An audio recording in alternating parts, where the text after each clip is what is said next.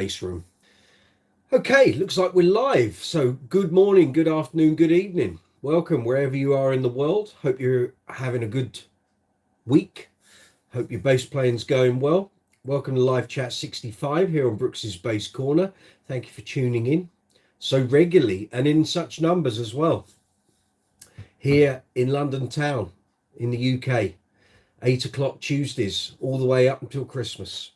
So if you care to join me every Tuesday evening at 8, you're more than welcome. Good to see you. Good to have you along. We've got various bits of news and bits and bobs going on in this Black Friday week. I'll get to that very shortly. So let's do the usual housekeeping that we do, of course. So if you're new to Brooks's Bass Corner, welcome. Good to have you along. This is a two-way conversation, this live chat. So basically you get to fire questions, comments at me and the rest of the community that we have here on Brooks's Bass Corner on the live chats, all done via the live chat window. So if you're on the mobile app, the live chat window is directly below this video window. If you're on the desktop version, the live chat window is that way. Basically put your pointer, mouse, cursor, whatever you want to call it, into the live chat window. Type your question, comment, press send. It then appears on my live chat window here on my screen, and then I can respond to you.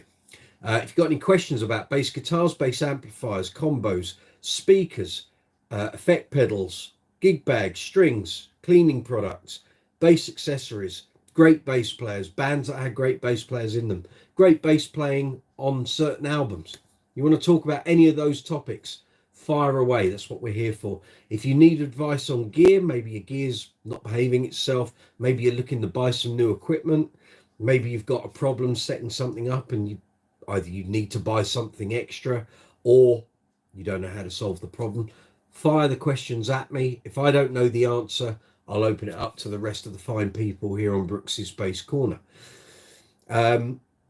So directly below the video window, you'll see a row of icons. In the live chat window, you'll see some icons at the bottom. So there's an emoji icon. So feel free to give that an absolute hammering. The YouTube algorithm loves it. The more emojis there are in the conversation, the happier the algorithm is, and it then promotes the video harder on YouTube, and you get the gist. Next to that, you'll see a dollar symbol. That's called Super Chat. So that allows you to make a financial contribution to the channel if you wish to do so. You don't have to. Watching the videos is free. All the videos are free to watch. I don't have a membership scheme here on the channel. So everything is free to watch. But if you wish to help the channel along, promote the channel within the algorithm, everything you see featured in the videos, the lights, the sound, the microphones, the stands, the leads, the audio interfaces, the basses, the amps, the pedals, all the cleaning products, everything all gets paid for out of the channel's pocket. So we don't get anything for free, which more's the pity, of course. But if you wish to help the channel keep moving along, lubricate the wheels of the algorithm, hitting the super chat button at the bottom of the live chat window is a great way to do it. Underneath the video, you'll see that row of icons. So there's a thumbs up and a thumbs down. Thumbs ups are great. If you wish to give the video a thumbs up, I really appreciate it. That goes for all the content here on the channel. If you're going to give it a thumbs down, fair enough. Obviously, there's something you don't like. But all I ask is that you leave a comment as to why you don't like the video or don't like the channel. Tell me what you don't like, and then I can try and improve what those issues are. Next to that, you'll see a share arrow, so you can share this video out to social media, email, websites. There's a save button. There's a shop button that allows you to see Brooks's Bass Corner merchandise, and more of that in a moment. Then you'll see a love heart with a dollar symbol in. That's called Super Thanks, which works exactly the same way as Super Chat, just allows you to make a financial contribution to the channel if you wish to do so, but you don't have to. But if you find something in one of the videos here on the channel and it either solves a problem regarding your bass or an amp or a pedal, or how to clean your frets, or how to adjust the truss rod on your bass, or setting the intonation and the action, if you want to help the channel, Super Thanks or Super Chat, feel free. Underneath the row of icons, we then have the description box. So in the description box, you'll find information about this video, about the channel. You'll find merchandise links for Brooks's Bass Corner branded merch. It's got the old cap, got the hoodie on as well.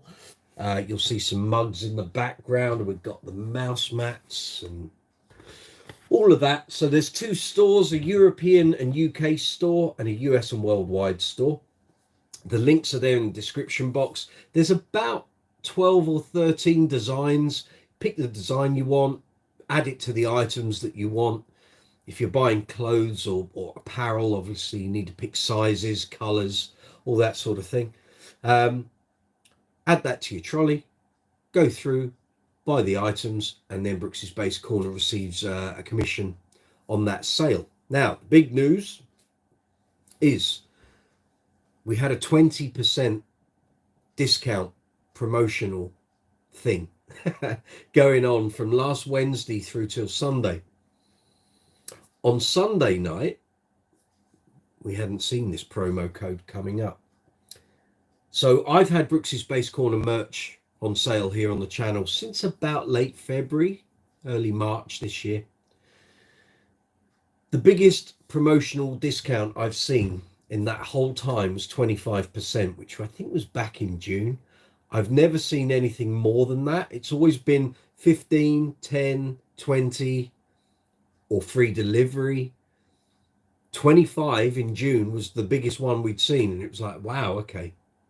Well, I'm very happy to announce that on Black Friday, this week, 24th of November, 2023, Spreadshirt and Spread Shop, which are the two stores that do all the merch, are offering you fine people out there in YouTube land, if you buy some Brooks's Bass Corner merchandise, you will get 30% off the price. Every item, wherever you are in the world, you could be in Outer Mongolia and use the worldwide site, you will get 30% off. So whether you're buying caps, hoodies, sweatshirts, t-shirts, loungewear, cases for iPhones, iPad cases, mouse mats, water bottles, mugs, beer mugs, all of that stuff, 30% off.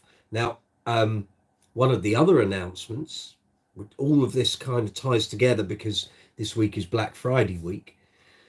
Last night, some of the regulars will have seen that there was a string deal going on amazon.co.uk. I checked amazon.com for the US viewers and the worldwide viewers. The same discounts weren't applying. That wasn't an offer that was on. But here in the UK, so for UK and European bass players, there are a bunch of Rotosound gauges and certain strings that have, I think it's like between 40 and 50% off. I saw this deal at about 20 to 10 last night. I put it up on all the social media for the channel, put it up on the community tab as well. And I thought, I need to do a live chat video. So there was an impromptu live chat video last night for about an hour. You can find that video here on the channel. It says string deals. What I'm going to do while I'm explaining this to you is I'm going to copy the links that I put in that video last night and put them in tonight's live chat window so it's easy for you guys to find.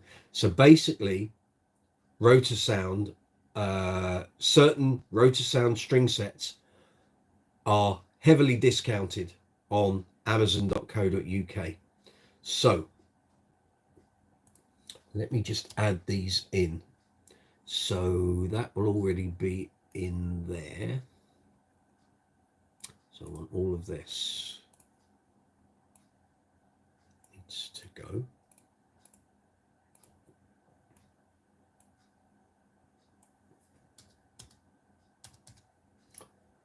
That's fine. So for tonight's video, so it's in 65. So I will put this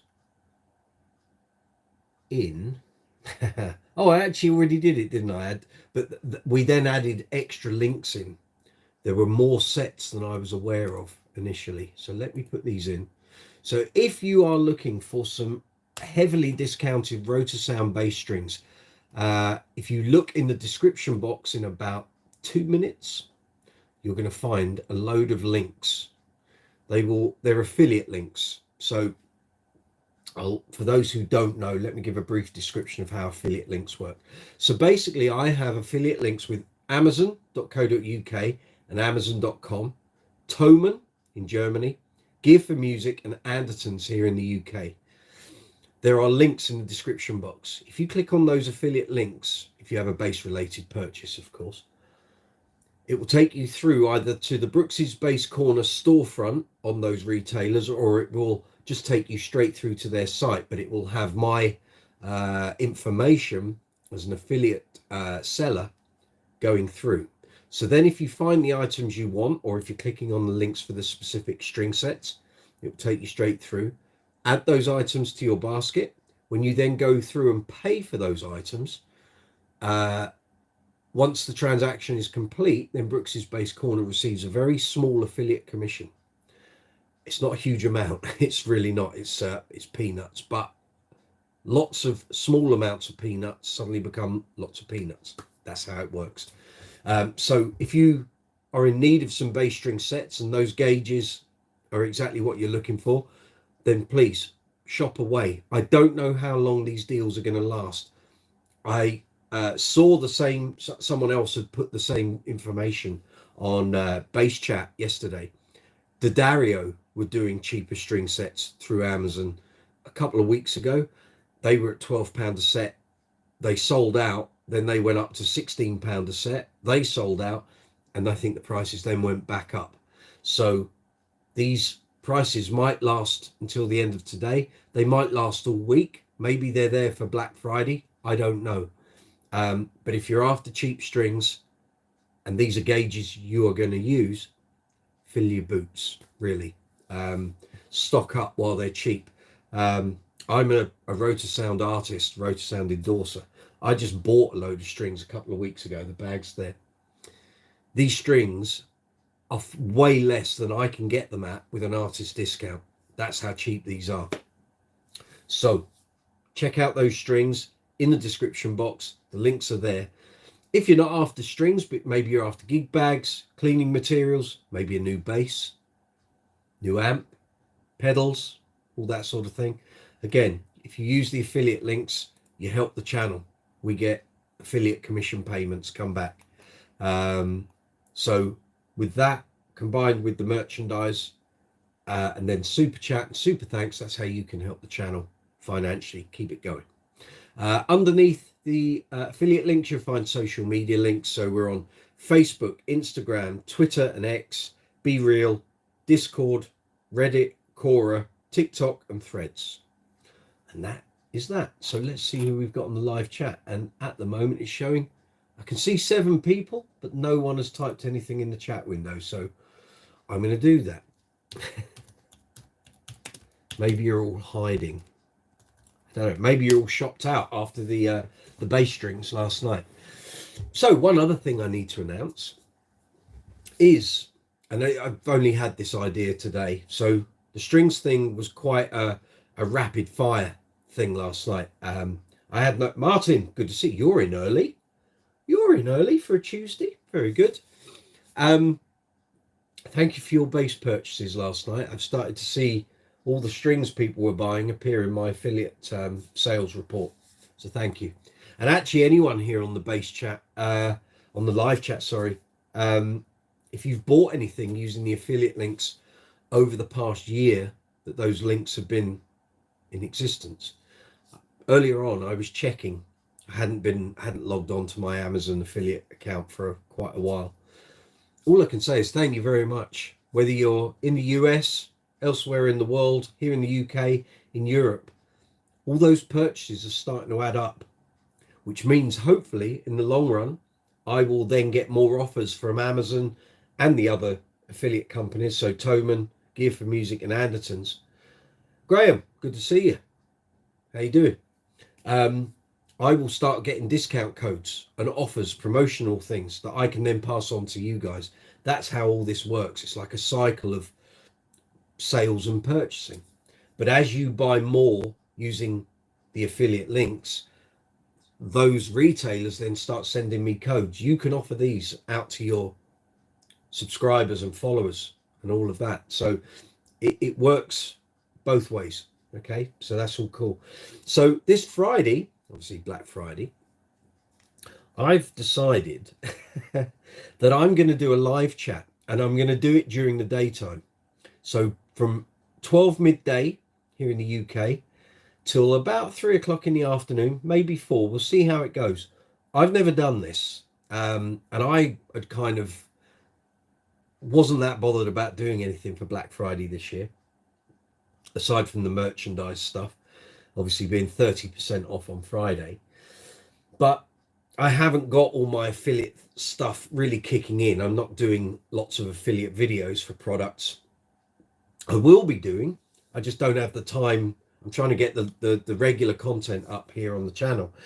So I thought today, well, bearing in mind what happened with those strings last night, what I'm going to do is I'm going to do a 3 to 4 hour live chat on Friday, midday UK time.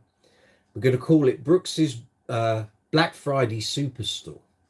Okay, so I'm not selling anything here, but what I'm going to do is I'm going to stay online. So I'll be talking to you guys on the camera. The live chat will be going on as we do. And I'm going to try and keep abreast of the 4 companies that I have affiliate links with. A, to track down great deals for you guys. I don't know if stuff is going to be coming up last minute on the fly. I know Amazon do this thing called lightning deals, and I think sometimes they only last like an hour.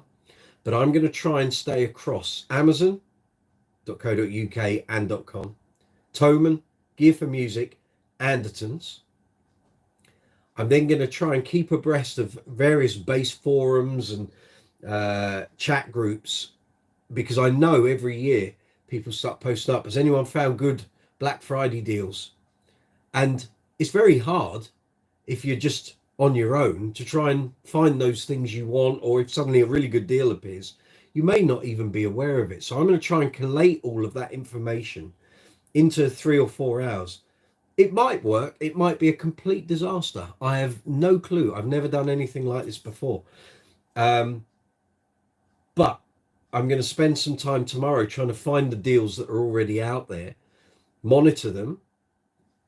I've got contacts at Andertons. I'm waiting on some emails to come back from them to tell me if there's any really good base related Black Friday deals, either that they haven't already mentioned on their site, or if they can point me towards the products, because it's in their interest to tell me, because I can then promote those products to people like yourselves. So it might work, it might be an unmitigated disaster, but I'm willing to give it a try. And if I can pull all that information together for you guys, stick it in the description box, create the links, affiliate links, it will hopefully help the channel as well, save some money in your pockets. And with Christmas coming up, it might allow you to get some of your shopping, or if you are the bass player, obviously, if your partner's looking for stuff to get you for Christmas and they're like, what do I get? Or stocking fillers, maybe we can help in that process. So we'll see. But Friday, I'm going to do that. I will book it in as a live chat tomorrow. Got the thumbnail ready. I'll do the description. I'll promote it on social media. Hopefully you guys might be able to turn up. I'm guessing a lot of you are going to be at work, but you can always watch the video when you get home, and hopefully those deals will still be there. I don't know how this is going to work. I'm going to have a mug of coffee and a mug of fizzy pop and a bottle of water and some rations food wise, and we will see how it goes. It could be a wonderful success, or it could be an absolute mess. I have no idea. I'm going to try my best to make it something worth watching, getting involved with. You guys might find deals that I'm not even aware of, and if you then can point me to it, I can do affiliate links. If there's a really great deal for all of us, fabulous. So we'll see if it works. Ben Kennedy, hey, good to see you. Steffi, good evening. Martin, Thomann have a great Black Friday deal on the Peterson Strobostomp LE at the moment. It might be worth adding that to your storefront, Mike. I saw that earlier, Martin. I've been sort of skulking around Thoman's site all day. They seem to be doing a lot of Harley Benton stuff and not a huge amount of other stuff. There are a lot of bases, but I don't actually think they're that discounted. But I will be doing all my research tomorrow and trying to collate as much ahead of Friday as I can. But I will add that in. Cheers. And I did see that. I was thinking, maybe another purchase. I've actually got a rack mount tuner on the way from eBay, so to go in the SWR Super Redhead combo in the gap below the preamp. So yeah, so there we are. So good to see everyone. Thank you for attending. It's very much appreciated, as you know. And how's everyone's week been? I hope you've all been good. And thank you to everyone that sort of dropped in on the 1 hour live chat last night regarding the strings. I'll keep mentioning this because I just want you guys to benefit from it. I placed my order last night. I think I ordered about 8 sets. So the gauges aren't to everyone's liking. They're a bit of a mishmash, but I've seen, well, actually PMT did something similar to this sale back in January, and I did a massive stock up then. They're not my regular gauges, so it's not 4000, 4505. They're kind of a bit of a mishmash in between. And I actually had a look on PMT earlier, and they've got like one of these sets that Amazon are doing at the same price, but the rest of them are all more expensive, even at discount. So at the moment, amazon.co.uk is your place to go for those. And I'm a bit annoyed because I did apply to PMT to be an affiliate seller for them back in April, I think. They turned me down. Not enough subscribers, sadly. So maybe one day I will go back and have another go. But at the moment, it's Amazon, Thomann, Gear for Music, and Andertons. There's a couple of things on Gear for Music. But again, I'm not entirely convinced the prices are that much cheaper. But I will, like I say, I'll collate a list for Friday. And then on Friday, we'll try and keep abreast of anything that gets added. Apologies if I did a bit of a silent burp there. I only had pasta about 45 minutes ago. I was running a bit late. It's been a bit frantic here today. So apologies for that. If you saw me go, it was a silent burp, okay? I'm not unwell. Soulstar89, hey, good to see you. Welcome back. Hope you're good. My strings I bought via your affiliate link arrived the next day. Very happy. Excellent. Very pleased for you. Good. I can't remember what you bought. Remind me. Oh, you bought 45 105s, but with an 85 instead of the 80, I think. Or did you buy the 80 instead of the 85? Anyway, if you want more strings, but they're slightly, well, one set is 4000 nickel. One set is 50 to 110 nickel. And then the two sets of steels, which are 40 to 95 and 35 to 90. So in the links below, you'll see those. Those were the first 4 sets, and then there are 1, 2, 3, 4 other sets that we found last night that were reduced significantly. And in fact, what I'm going to do is I'm going to very quickly just click all these links and check that they're all still working. So 1, 2, 3, 4. So there's 8, 6, 7. Because I don't want to be giving out dead links. Okay, let's check. Yeah, so the 35 to 90s are at £12. They're 50% off. The 50 to 110s are £11. They're 26% off. Clearly, nickel strings are generally cheaper than the steels. I'm guessing the raw materials are more expensive for Rotosound to buy in. The 40 to 95s are £11 instead of £23.95, so it's a 54% discount. The 4000 nickels are £14. They're 42% off, normally £24. Then we've got the Billy Sheehan strings. They're £21 and 8p. It's 12% off. Lowest price in 30 days. Then there's the Ultra Mag 52 alloy round wounds. They're 40/100s. They're £15, 32% off. We've got the Ultra Mag 52 alloys, which are it's a 5-string set, 45 to 130s. They're £20. Normally 41.94. It's 52% off. And the last set of double ball end, 45 to 130s. They're steels and they're £28, so 39% discount. Usual RRP on those is £46. I can remember buying my very first set of double ball end strings, which would have been 1989. 1989, when I had a Hohner Jack bass and I was buying double ball end rotor sounds, and back then they were £13. It's a long time ago, 35 years ago nearly. But yeah, there we have it. So there's the strings as they are at the moment. Soulstar 89, I'm hoping I can find the Laney Digbeth DB preamp pedal or a Nux preamp pedal.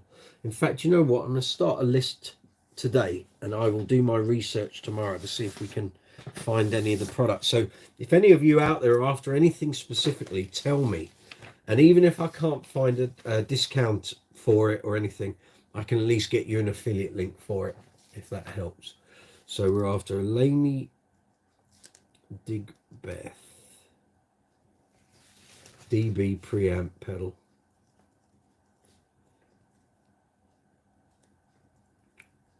or a Nux preamp pedal. Let's see how we get on. And that's for Soulstar 89.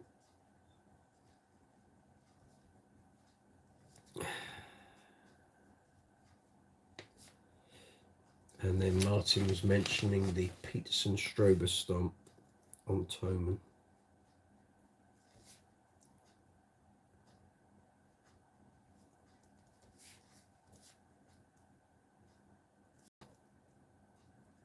Okay. That's on Thomann. Yeah, cool. Stacey's appeared. Good to see you. Soulstar 89. Yes, I bought the 4505s with the 80 A string. And how did you get on with that A string? Did you notice a difference? I'm sure you probably won't, but maybe you will. Those gauges are for me. Excellent. Such a great deal. Excellent.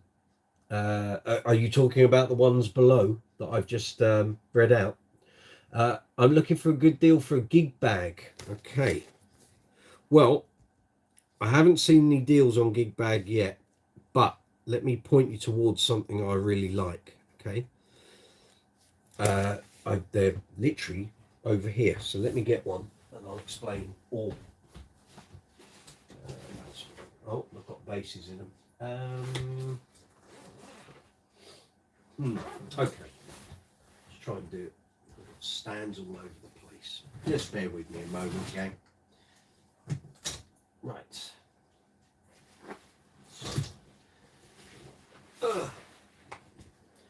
So, oh God, now that was probably about 2 years ago, 2.5 years ago. We were coming out of lockdown. Obviously, I was going to start gigging again. And just before we went into lockdown, my last double gig bag, which is a Warwick rock bag, I've used those since, goodness me, 2004. And they've always been great, never had any problems. But when parts start to go on them, they start to go. And that last one had done about 9 or 10 years, done a lot of gigs. And I was looking around at bags and I thought, do you know what, just get a bag that looks fairly rugged. What I've found with most gig bags over the years is eventually something on them will go. Some stitching or a handle or something will go. Anyway, I was in, I think it was a PMT, and I saw these Tortec bags. And Tortec, like Warwick rock bags, like most sort of gig bag providers, they have the low end, they have a middle end, and then they have the upper end. Anyway, these Tortec bags were about 50 quid at the time, and I ordered one. And I thought, okay. And I really kind of fell in love with it. I think they're really well made. This is the upper ones, so we're talking the 50 to 60 pound ones, not the cheap 25 to 30 pound ones. They're really thick, generally thick, well padded. The zips are great. The stitching seems really good. Loads of pockets, easy to carry, and I've had no problems with it. So I ordered another one. And then I got that order turned away. Basically, Tortec weren't doing those bags anymore. They changed the design, and you couldn't get the upper end ones. Well,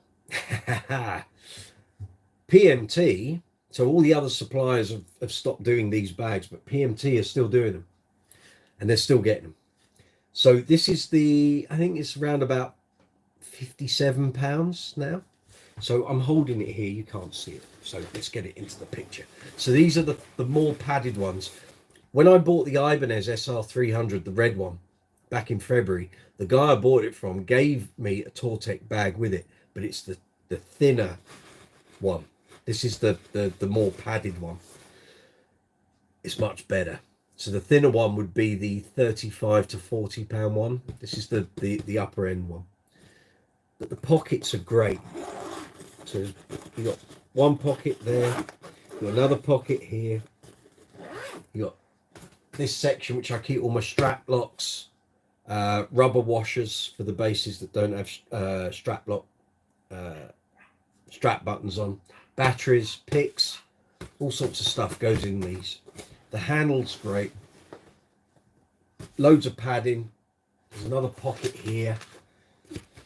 These are great, just a really great bag. So Solstar 89, I can highly recommend these bags. You've got to get the more expensive one. Now, if you want one, PMT are doing them. But I was having a mooch around earlier, and I think Andertons might have some as well. And if they have, I'll get you an affiliate link. But I can really recommend those bags. I've had no problems with them. And they've been out gigging since we came back out of lockdown. So since 2021. So I've probably done close to about 200 gigs, and all my bases are going in those. So I can only talk from experience on those. Otherwise, you're going to be looking at things like monos. I've got a mono. Reunion Blues. I mean, there's just 1,000,001 gig bags out there. Groove Gear.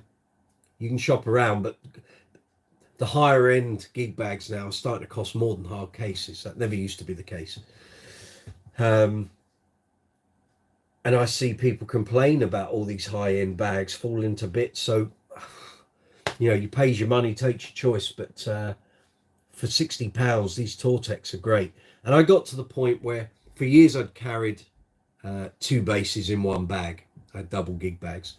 But I kind of got to the point where sometimes it was just so heavy. I just didn't want to do that anymore. And with Uncle Funk, very often we're driving right up to a stage if it's a festival. So I haven't really got to carry anything apart from the car, up a flight of steps, on the stage, and we're done. So I thought it's much easier taking 2 separates. One base per hand or per arm makes more sense. So there we go. Graham, be interested in a Digitech drop pedal. I will try and find one. I might do a little demo of that on Friday. Okay, Digitech drop. Although I know I've already got the Digitech drop in the Thomann storefront and the Amazon storefront. So those are already there if you want to check them out. But I've not seen any discounts on them so far. Martin saying hello to Stacy. Stacy saying hello to Martin. Solstar, the Nux pedal is Nux Melvin Lee Davis. Okay. I will check that out for you tomorrow. Kev, Seabase, Fusion are doing BF Black Friday deals on gig bags. They are not cheap, but they are excellent quality. Thank you for that heads up, mate. Solstar, I had a Warlock Rock gig bag. Don't know those. Never seen those. Solstar's going to check out Kev's suggestion. My price range was 70 quid. Well, the Tortex will fit into that price range. And actually sorry, I keep rubbing my nose. Feels like I've got a bit of fluff on the end of my hooter. Sorry. If you go on PMT, there's a thing you can sign up for called Backstage Pass. If it's free, you don't pay for it, and it allows you a slightly discounted price. I think it took 5% off when I ordered one of these bags back in May, I think. So yeah, there we go. In fact, I bought a mono gig bag recently, really nicely made, very robust, but a bit bulky, as in unexpectedly oversized side to side. Interesting. I bought the Vertigo, I think it is, with the big tire tread along the bottom, because I couldn't find a gig bag to put my Mark King Alembic in. With the lower body point, it just makes the base really long. It's, I think, end to end, it became 49.5 inches, which is huge. And the only bag I've ever been able to find that it would fit in is one of those. Now, I saw someone posting on one of the Alembic Facebook groups this week that the Reunion Blues bag, I can't remember what it's called, Continental something or other, he can fit his Series 2 that has an Omega in. So that would work for my anniversary base, but I don't know if it would be the same for the Mark King because of again the lower point. It's just a bit too long, but it would work for the 20th anniversary. So I may look at getting one of those at some point, but even they're 200 quid, and I don't take that base out often enough really to justify that. And I've got the mono. I've also got a Gator double gig bag here, so I might start trying to use that as well, but we'll see. Good questions, gang. You're picking up from last week where we left off. Very good. Good chat. Very good. Thank you to all the new subscribers, all the new people joining in. Thank you for all the likes, all the comments. Had a little had a thing today. So we did that video last night about the strings, and I posted up on the community tab at the same time, just before it, to let you guys know these strings were there. And I had a guy reply. Maybe you're watching, Omar. Maybe you're not. And he replied, and basically his reply was, I might as well read it word for word rather than me trying to blag it. Let's see. Yeah, I can go in here. Let me read you what he wrote to me. Interesting. I don't normally call people out, but I found it a bit rude. Here we go. So his reply to my post on the community tab about these strings, I'm trying to save you guys money, was not a fan of them. Okay, that's your opinion. That's fine. My reply, I said, no worries, each to their own. Cheers for the comment. As far as I'm concerned, that's the end of the conversation. He then came back very quickly and said, have you got other favorite strings that you like? And I thought, what's that got to do with the rotor sounds that are on sale? But anyway, I was like, fine. I said, I don't mind the Dario Pro Steels, which I like, although I'm not generally a fan of the Dario strings. There's just something about their feel and their tone I'm not a great fan of. Like Bass Center Elites, and I like old school Piccatos. So before Piccato stopped being a producer of strings, they're now a brand. The strings are sorted out by Strings and Things, and then they're packaged in Piccato packets. But I used to be a Piccato endorsee, so yeah, old school Piccatos, love them. Put some on the black Fender for the Queen tribute a couple of weeks ago. He then came back again very quickly and said, one time I tried the Dario Pro Steels. The first time I slid down on the E string, it cut my finger. And he's laughing in this smiling emojis. So I said, in a jokey fashion, I wasn't being nasty, you need to toughen up your fingers and calluses. If you toughen up those, you're not going to cut your finger. I think what he's probably done is slid not used his callus and he's caught the side of his finger. I've done that, it's fine. But I said playing bass is a physical thing, no different to being an athlete, really. Get your hands in shape. Wasn't meant in a nasty way.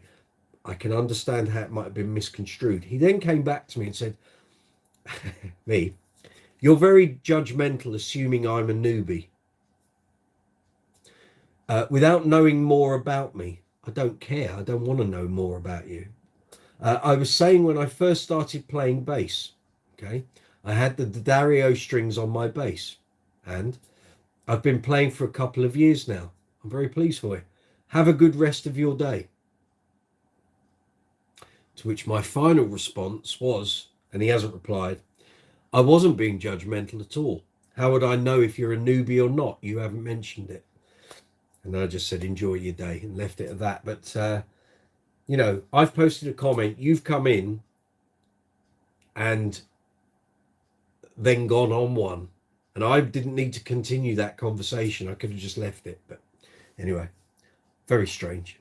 I get these every day, by the way, relating to all sorts of videos here on the channel. Some I let through, some don't get through if they're particularly rude. But yeah, great. There we go. Anyway, on a happier note, Martin Fate, I bought oh, we've done that one. Soulstar 89. I meant the Warwick rock bass gig bag typo. No problem. Yes, I've had 2 Warwick double gig bags. They were the good ones, the really heavy duty ones, and they were always great until either the zip goes or one of the handles goes, and sometimes the stitching around the big pocket flap goes, and then the flap along that covers up the pocket comes off, and then you're left with an open pocket, so you never want to keep anything in it. But I think I got about 8 or 9 years out of each one, so they did quite a few gigs. Before that, I was using PV double bags, and they were really good. Again, the stitching went around the zip, so the zip was still doing up, but all the material came away, so you ended up with material, hole, zip, hole, material. And I was gutted because I love those bags. I had about 4 of them. Bought them, 4 of them from the Bass Centre back in like 2000. And I remember the bag before that was a Bass Centre teepee bag that I loved to death. And unfortunately, my Stingray, it was the Mark King Stingray, the button, strap button, pushed through the zip. Not either side of the zip, it pushed through the teeth of the zip, which then made the zip give way and the bass fell out and broke the strap button off. I remember having to go to the Bass Centre the day after and get Chris. Chris Ward, of course, who's still with the Bass Centre, does all the setups and stuff. He had to drill out the broken off bit of screw that was in there, drill it out, put a new button on, a new screw, and it held perfectly after that. There was never a problem. But I was gutted that bag had to go in the bin. Couldn't fix it, couldn't fix the zip. And so then I moved on to the PV bags. Used those for about 4 or 5 years, up till about 2005. And then I think the first one did me up until about 2013. And then the second one was from 2013 through to lockdown. So Soulstar 89, I was looking at the TGI Extreme bass bags. They're good. They're good. I had one here to test about a year ago. And they're good. Yeah, the storage isn't great. They're tough. The material's tough, but the pockets aren't great. That's what I love about these Tortex. Loads of pockets, loads of space to keep stuff.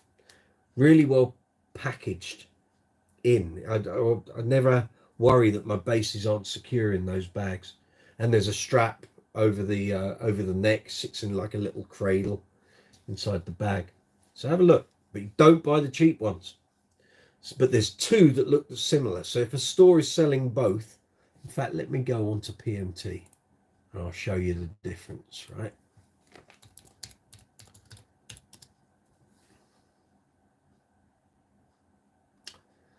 Oh, I just want gig bags, thanks.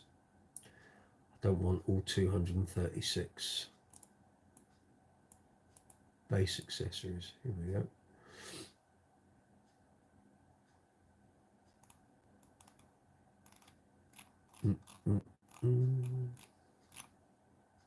So there's the cheap one, which is $29.99. You've then got the newer universal one, which is $29.99 with the newer design, which has got like a white border going around the pocket. The ones you want are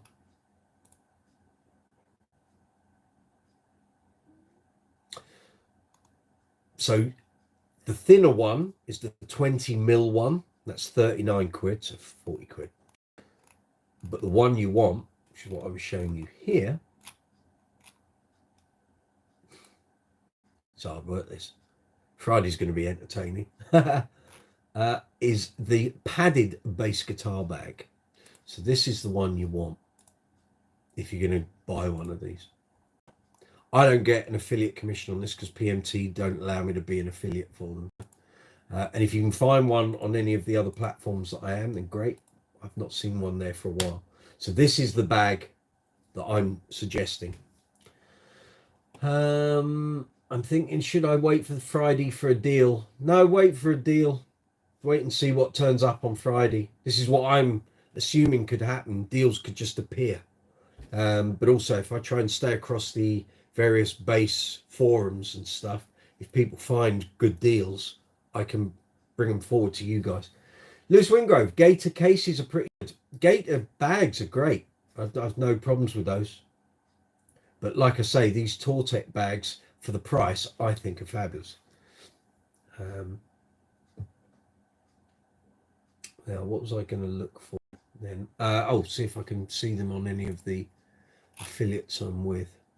So Tortec through Andertons, base-wise, they are only stocking the universal bass bag and they're out of stock. I don't think Gear for Music do them. Thomann don't do them.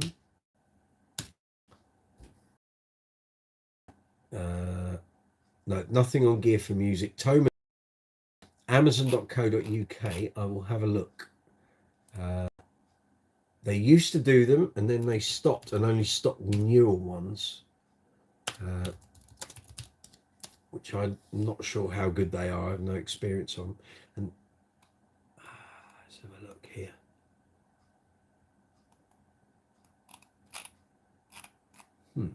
They used to have like a Tortec section on Amazon, but I don't think they do anymore.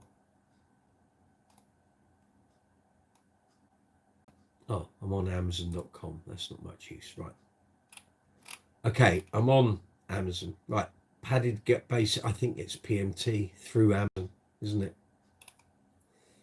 I think that's what it is. It is. It's PMT through Amazon. You've got $6.99 delivery on top, but you're helping the channel. That would be a thing. Let me see if anyone else is different sellers. No, it is that one.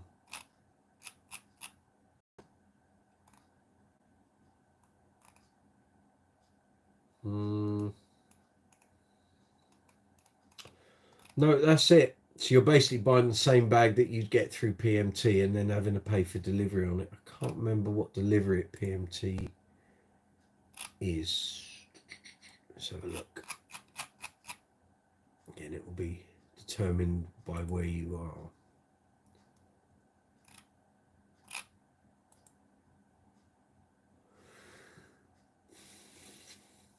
I think it's $6.99, yeah.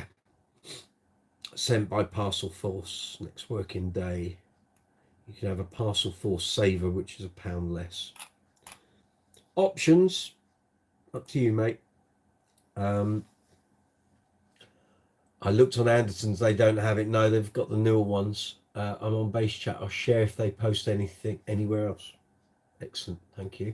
Martin Fay, Lewis Wingrove agreed. The Gator GPG is probably my favorite gig bag. for storage and mobility. I think that might be what I've got over there. But I've got a double one as well. But the prices have gone silly. All of these things have just gone silly. Nearly double the price now that I paid a few years back. Yeah. I'm glad I bought loads of stuff before COVID. Lewis Wingrove, for a soft case, I don't blame you. Yeah. But again, this is why I like the Tortex, because they seem really rugged. So one of these bags has done every gig I've done since we came out of lockdown. The other one is a newer bag, but I just wanted two of the same. So, yeah. Are you guys still seeing me? I'm getting a turny clock thing here on the video on my screen.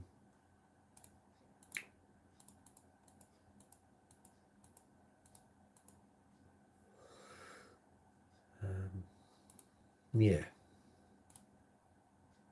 You can still see me clearly, then it's obviously at my end. Well done, Martin. I'll just refresh my screen then. I get presented with adverts. Delightful. There we go. Oh, that's a much better picture. It's much better than the one I had before. It was like Lego. It was like something out of Minecraft before. Yes, we can see you. No issues. Good. Excellent. Super. So behind me, left here, over there, you'll see the guitar maintenance kit. Now, I was doing a search for that earlier. Cheapest one I could find was 40 quid on Amazon. 2 years ago, I was able to get that for 22 quid on Amazon. I then found a place in Chelmsford. Yes, Chelmsford here in the UK, selling them for 24 quid with a £4 delivery. So if you're after one of those, again, I won't get anything affiliate wise, but if you're after one of those sets with the 5 bottles of guitar maintenance stuff, £24 here in the UK. I'll post a link. If anyone wants one, I'll post a link now. Otherwise, it can wait till Friday. Okay. Which, considering the bottle of Carnauba wax on its own is £9 to £10 on Amazon, you're getting all 5 of those bottles for 24 quid. Not bad. Not bad at all.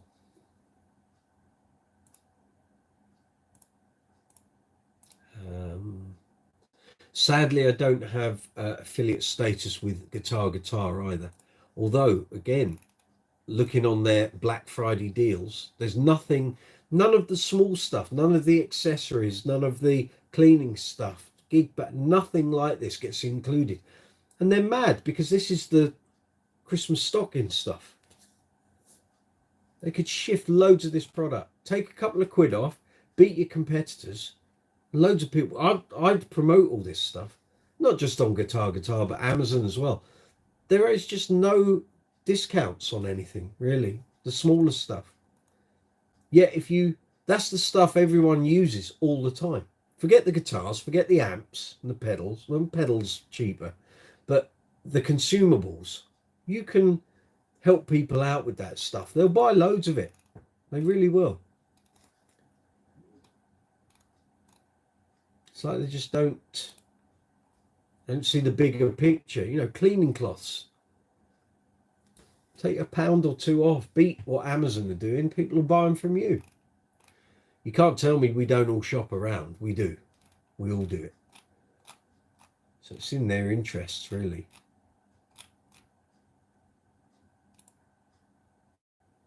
I'm looking at all this Music Nomad stuff on Guitar. None of it's cheap. It's all the same standard price, really, which is a bit of a shame.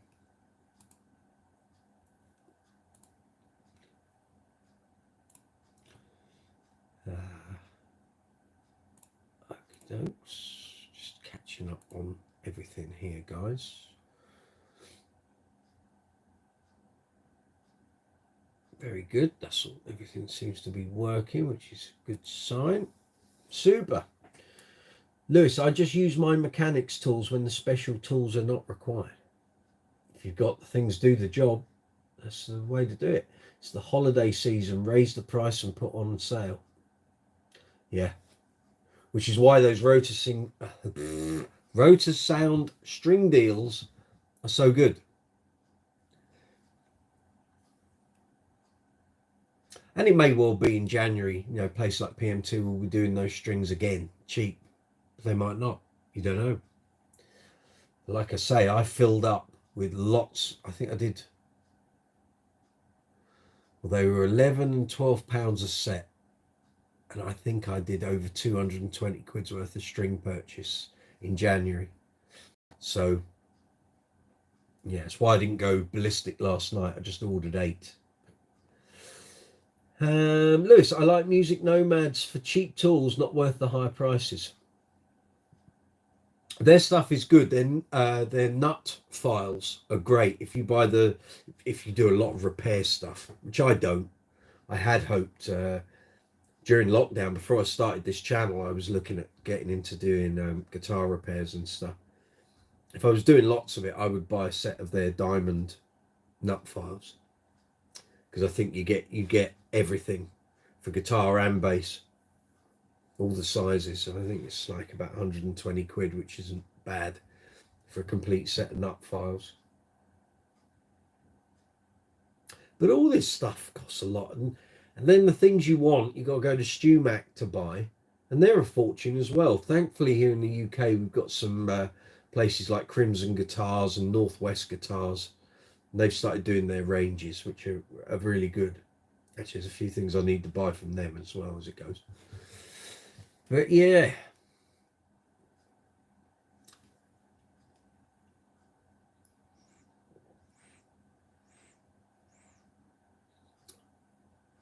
We'll see how we get on Friday. Could be good. Might be dreadful. But we'll give it a go. To start with, I'll probably either do it from here or my lounge. But if we attract a lot of people and they start asking, how do you use these products? What do you use them for? I'll take the camera and we'll do it in the workshop.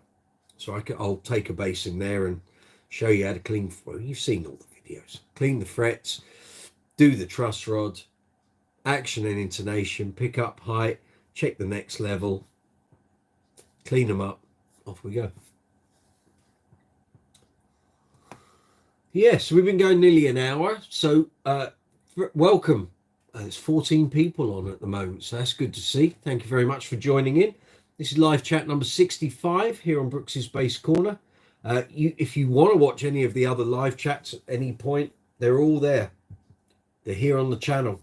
Just go to the live chat playlist. They're all listed. You'll find all sorts of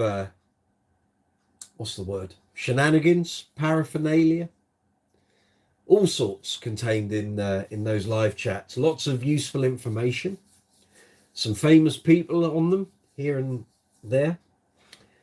So feel free to check any of those out if you wish. Someone today randomly clicked on live chat number 41. I don't know what was so prevalent about live chat 41, but thank you very much. I hope you enjoyed watching it. Lewis, nut files looking like the cheapest option with quality. StewMac is outrageous. They've cornered the market. They cornered the market long ago.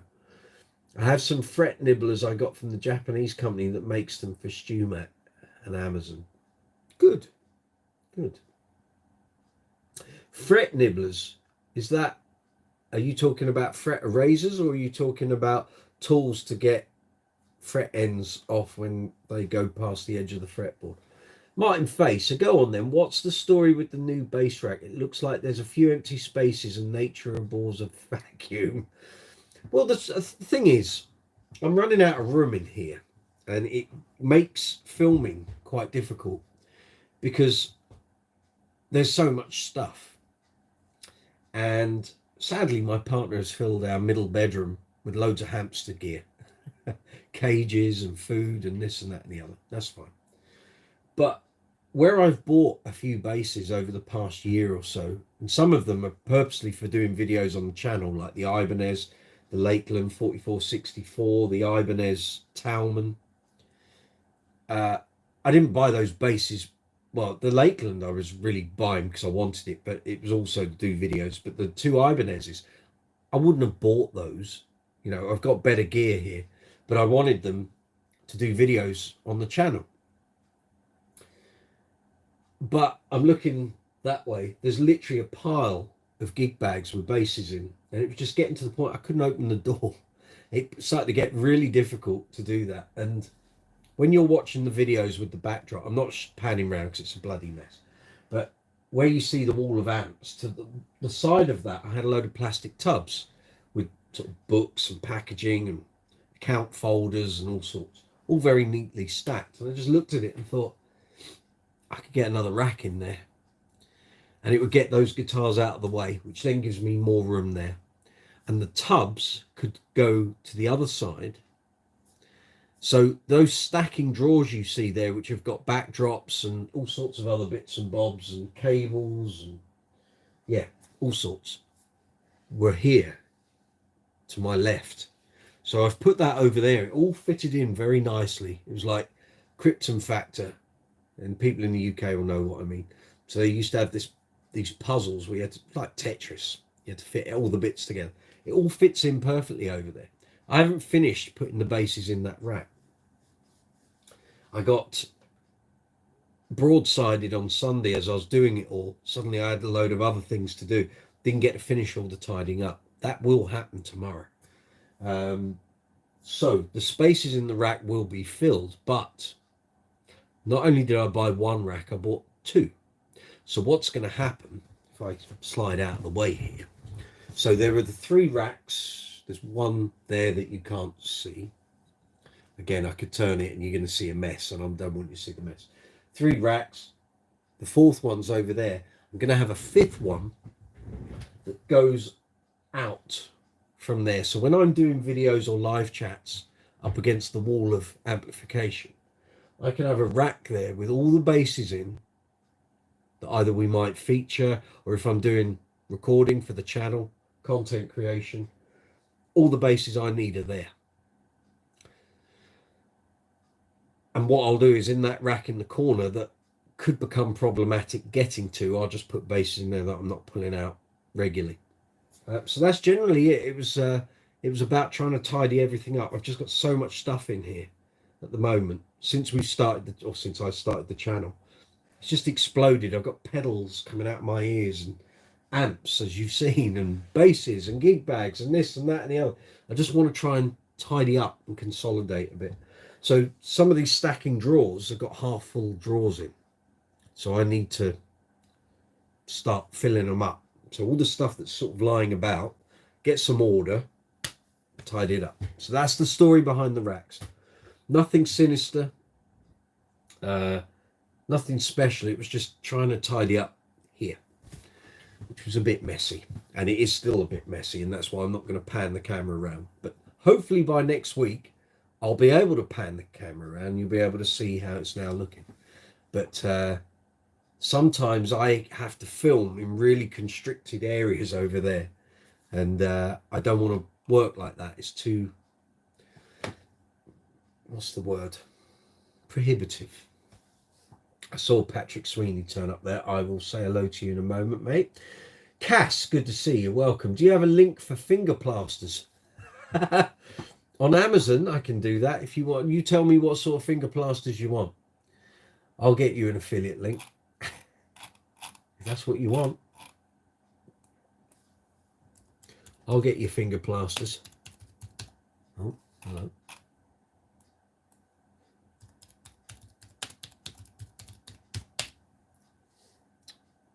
Helps if you spell it properly, Mike. Do you want waterproof? Here's your choice. Do you want waterproof fabric, elastoplast, dressings, stereo flex, I dared to ask, sensitive blue, or do you want finger plasters for wounds? Will you tell me which you want? As I'm faced by a page full of plasters. If you want an affiliate link for them, I can do that. Kev Smith, hi Mike. I've seen an entry-level Spectre 4. That'll be the Performer, probably. 300 down from 400. These seem to get mixed reviews. What's your thought on this model? I reviewed one. It was one of the last basses I reviewed at Bass Guitar Magazine before the original publishers went bust. So I can send you a copy of that if you want to give me your email address. And for 300 quid, that's the same price it was back in 2011 when I reviewed it. So you're getting a good deal. I thought it was really good bass for the money. I think it's passive. Don't think it's active. But played great, sounded good, 300 quid. Depends what you're going to use it for. If you're expecting Spectre tone, I don't think you're going to get that. But it's a good bass to play if you're going to use it for playing around the house, or pub gigs where you don't want to take, or if it's traveling bass for you, 300 quid's, that's okay. Lewis, Home Depot has some okay tools for mechanics, so in guitar works it will last a lifetime. Get your screwdrivers elsewhere. Patrick Sweeney, good to see you. Hope life is stabilising, mate. Evening, Mike, and all you other fine people. Hope everyone is well. So sorry on your loss, mate. Seems to have been a year on it, doesn't it? Today not only do I walk my mother-in-law's dog every day since my father-in-law died, it's going through all the stuff. And every day there's like another bag of stuff. It's it's a daily thing. But gotta soldier on, mate. Soldier on. But I'm so sorry about your sister. Lewis, I need a fret press and diamond files are next on my tool list. Well, then look at those Music Nomad diamond files. I just think it's a great set. Really well made as well. Stacey saying hello to Patrick. Juice, good to see you. Late to the party as usual. You're all right, mate. No problem. I hope that lead is heading your way. Martin Fay, I sense a flaw in your logic. When you unpack the basses into the racks, the gig bags still take up the same space. I speak from experience. Au contraire, Martin, what's going to happen is I will keep the 2 or 3 gig bags that I need to have in here. The other bags will go back either into the middle room, where some of them were originally, or they will go in the loft, where my big collection of gig bags and cases is. A lot of them came out because in the run up to COVID, in like 2019, start of 2020, I was doing lots of different projects for lots of bands, lots of singers, artists and what have you. And I was almost on every gig taking different instruments. And some of the basses, like the Lodestones, actually fit better in their own gig bag. So like in this pile over here, there's 2 Lodestone bags, there's a GB case, there's a Hiscox case, and I've got the Status Streamer. I've got these Tortet bags. There's a couple of other bits. And so, no, the idea is to get a lot of this out of the way. I don't mind having 2 Tortex there, but the rest of it will be going up. That's the logic, mate. There's a market for an inflatable gig bag that packs away into almost nothing when in use. Oh, there so is. Really, there is. Patrick saying hello to Stacey. Stacey having a laugh at Martin's comment. Very good. Yes, so welcome, Live Chat 65. Got sort of taken a left turn there. If your first time on here on Brooks's Bass Corner, welcome. Good to see you. Thank you for coming along. We do this every Tuesday, 8 o'clock. We're in London, here in the UK. But wherever you are in the world, good morning, good afternoon, good evening. Hope you're well. Hope you're safe and well. Hope your bass playing's going good. Hope you're out gigging if that's your thing. If you're just a play-at-home kind of person, you're very welcome as well. If you aren't already a subscriber to the channel, please feel free to hit the subscribe button, hit the notification bell, and hit the thumbs up. Give the video a like. That'd be very much appreciated. For all those clever people who are already subscribers to the channel, you would have seen last night when I found a deal on amazon.co.uk for a bunch of Rotosound strings, which you will find links for in the description box. I went live. I did a live chat at about 9:45 last night because it was late. I posted in the social media channels, put it on the community tab, but I thought I need to do something because those deals could be gone by midnight. As it turned out, they haven't. But Hopefully some of you out, or I know some of you out there made good use of it and got some strings that you wanted. But if you aren't subscribed and you don't hit the notification bell, you don't know when I do those impromptu live chats. So it could be to announce bargains. It could be that I'm on a gig. It could be I'm in the presence of a bass playing legend. Now, you don't want to miss those sort of live chats because it allows you to ask them questions if I'm with them. So if you aren't already a subscriber to the channel, then please hit the subscribe button, hit the notification bell and select all. If you don't select from the 3 options on the notification bell, it will automatically go to none and you will get no notifications. It's all well and good hitting the subscribe button, but if you don't select all from the list on the notification bell, you could miss money saving options like I was presenting last night. So on that way, I'm looking at myself thinking, which way is it to the live chat window? So if you're on the desktop version of YouTube, live chat window is that way. If you're on the mobile app, it's directly below. Put your mouse pointer, your cursor in the live chat window, type your comment or question, press send, and it then appears here in my live chat. That's how that works.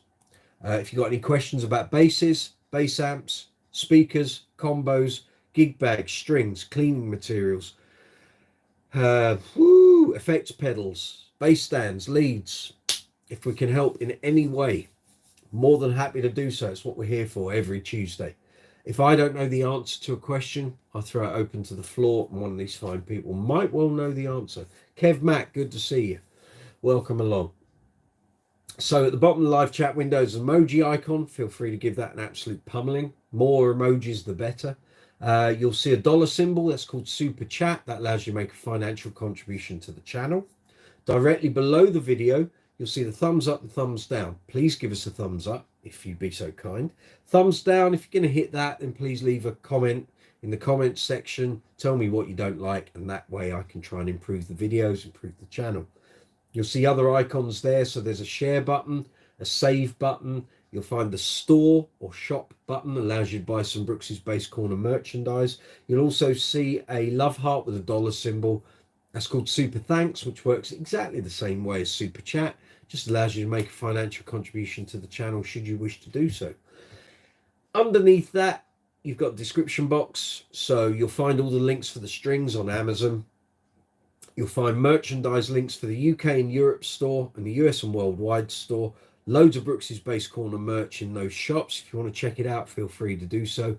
On Friday, Black Friday, this Friday, everything in both merchandise stores will be 30% off. There hasn't been a discount like that all year. The most there's been was 25%, and that happened once for a day in June. So this Black Friday, this Friday coming, if you were thinking of buying some Brooks's Bass Corner merch at last, you know, if you've been looking at it thinking, oh, I'll buy some one day, this Friday is the day to do it. 30% off everything across both stores. Wherever you're based in the world, whatever you order, you'll get 30% off that price. When you go through to the store, you'll see there's a yellow section and it will say 30% off and a little button that says redeem. Click on that, you get the 30% discount applied to your basket.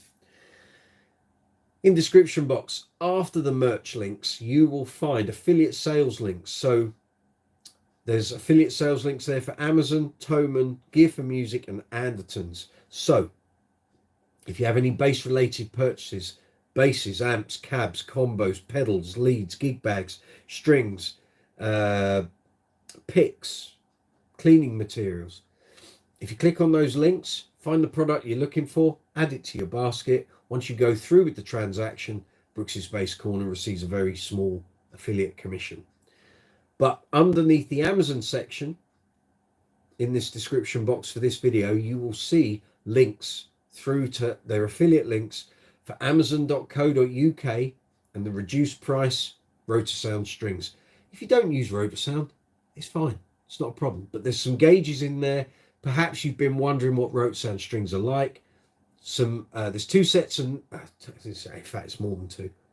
I think 3 sets of nickel, a couple of bunches of steels, some double ball end 5-string sets, and there's the Ultra Mag range, Billy Sheehan strings, a couple of nickel sets, a couple of steel sets, different gauges, maybe not your regular gauge. You might want to try something on a different bass. If you've got a status, you might want to try the 35 to 95s or the 40 to 95s. You might want to, you don't have to, but you might want to. And then underneath the affiliate links, you've got the social media links. So we're on Facebook, Twitter, X, Instagram, Be Real, Discord, Reddit, Quora, TikTok, and Threads. There we go. Done. Yeah. But I hope everyone's good. I can't believe we're heading towards the end of November. It's like, where's this month gone? Where's this year gone? It seems like only the other day we were... well, we'd come out of Christmas and we were back into the live chat. So I don't know. It's just been crazy. Mad old year. So yeah, what's the news? What have people been buying? Anyone going to NAMM in January? Anyone got any new purchases coming their way? I know about your Ampeg, Lewis. You told us that one last night, but I'm looking forward to getting... a synopsis, I think is the word. That's not a medical condition. He's going to give us a rundown of his new amp once he's got it. It's just suddenly occurred to me, none of my family are watching. That's the first. Harry Poppings, have you tried the Roto... I can't see it because it's that love heart thing. Roto Mags. Do you mean the Ultra Mags? Is that what you're... the Ultra Mag strings, is that what you mean? Welcome, by the way. There are 2 sets of mags, Ultra Mag strings in there. 4-string 40 to 100 set and a 5-string 45 to 130. I haven't tried them. I probably should have bought some actually. I think they're nickel based though, and I'm not generally a nickel fan, although I did order 2 sets of nickel. Okay, it's an alloy. I don't know. I've not really done much research into them. I tend to stick with the strings I like, which are usually 4000 and 4505 steels. Although some of my basses have different gauges, different materials, different brands, some of them. But no, I've not tried them. Have you? Let me know if you have. What were your findings? What did you think? Spill the news.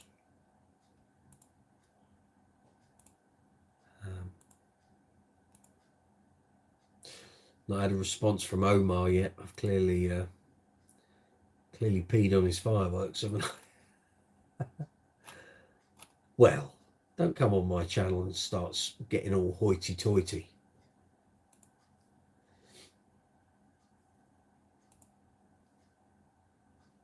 Just because I don't agree with your opinion. Although I wasn't questioning his opinion, it was just I didn't have a problem with it. I mean, he got all arsey. But there we are.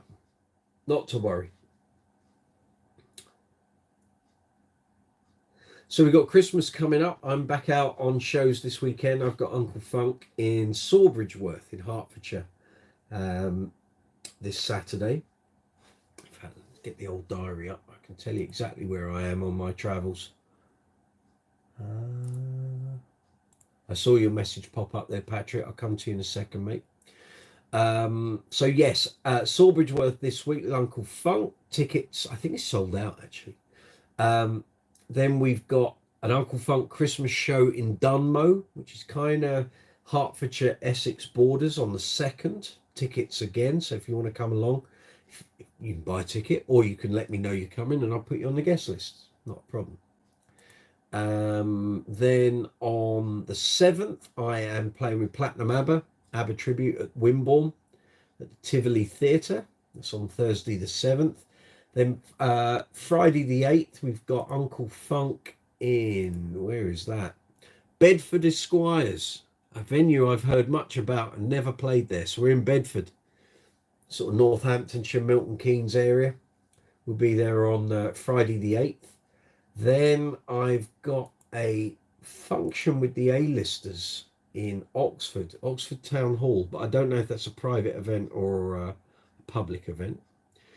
Then I've got 2 nights with Platinum ABBA on the 13th and 14th at the Wild Theatre in Bracknell in Surrey, and is that kind of Berkshire, Surrey borders really. So that's Wednesday and Thursday, 13th and 14th. Then I've got Uncle Funk on the 16th, which is a Christmas party show. It's a private event. That's in Harlow. And then I've got nothing in the week running up to Christmas, which is like a first, I think, in my whole career. I've never had the week leading up to Christmas and not a single gig in the diary, but there we are. And then on Boxing Day, I am with a Queen tribute at Butlins in Bognor, down on the south coast. So that should be a rip-roaring affair. And that's my December, pretty much. So if you're in the vicinity of any of those and you'd like to come along, let me know. I can sort out tickets. Patrick, I just filmed a new promo video for our function band last week. Is that the disco-y band, Patrick? I assume you've done plenty over the years. Promo videos, yes. More than I care to remember. Oh, Mum is listening and watching. You had a long nap. That's because you've been at the hospital today. Mum saying hello to everyone. I will speak to you on the phone tomorrow. Yes, done many promo videos over the years, Patrick. For my sins. Not all up to the standard of Ben-Hur, but there we go. And all done before I had a YouTube channel, apart from the show we did for Uncle Funk while we were in lockdown, which was a full theatre show that we sold tickets for, so people could watch online. But that's the only, I think that's the only video I've done since lockdown. I think. Can't remember doing any others. Yeah, Fit to Funk. I know, I was looking at your website the other day.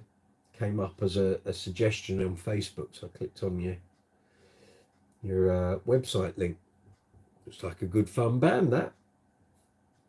Well done.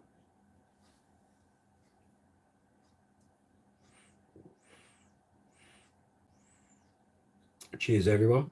Thank you for attending. I do appreciate you turning up every week on these live chats. It's quite heartening because a year ago, actually going back a bit more than a year, I wasn't sure live chats were working because it was a real struggle when I did them. Then we didn't have the continuity of doing it week on week, and I just couldn't get that snowball to work. Yet here we are, and we do this virtually every week now, apart from the gap in the summer, of course, and the little bit over Christmas and New Year. But thank you, I do appreciate it.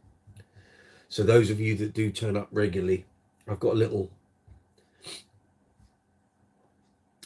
present in mind for you. Those who turn up regularly, it might come to fruition, it might not, we will see. But if it does, you'll know about it. So we will see. Leave it with me. Okay, that's all I'm saying for the time being. And people in the US won't get left out either. So I've got a little nugget. Yeah, I have a good tease, Martin. Don't worry about that. I've got a little acorn of an idea, and if it happens, then you'll all know. So yeah, so here we are. Tuesday evening, London town, here in the UK. Black Friday, heading our way rapidly, Friday. So I will go live on Friday at midday UK time. We'll do 3 hours. It might end up being 4 or more. I just don't know how it's going to pan out, but hopefully we will find some deals. And if things get added to various stores while we're live, then I'll report them. And if ever any of you join me on the journey, let me know if you find anything, and I'll put it up there for you. So yeah, I mean, normally, to be honest, on Black Friday, aside from getting bombarded by emails, and actually I haven't had loads this year, I think the past sort of 5 or 6 years, it was just a perpetual torrent every day, like 100 emails, bam, bam, bam. You know, HMV do 5 a day, Sports Direct do like 4 or 5. Haven't had all that this year. But I generally don't tend to buy much Black Friday. It's not that much that I'm usually after. I'm buying stuff throughout the year.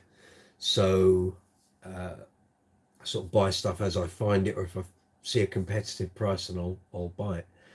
But this year I just thought, well, now that we've got the affiliate links and stuff going, and the merch obviously doing 30% off on the same day, it seemed a bit daft not to do something. And yeah.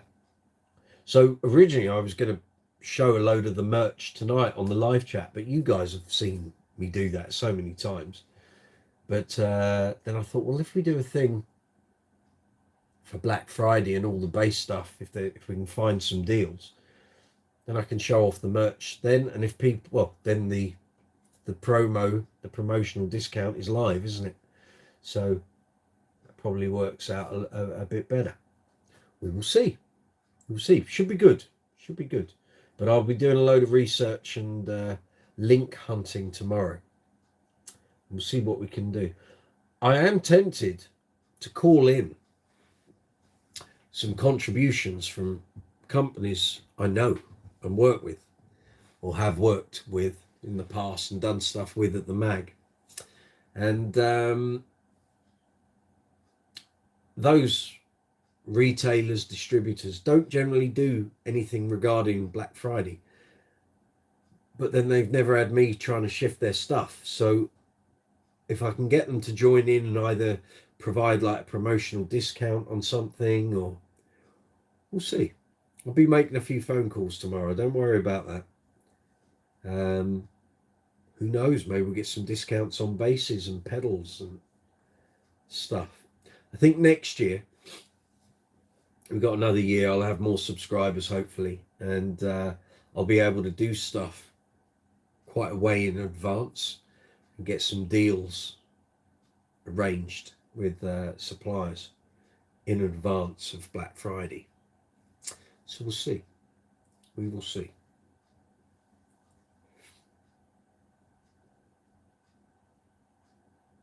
In fact, I've got to make a note here. Let's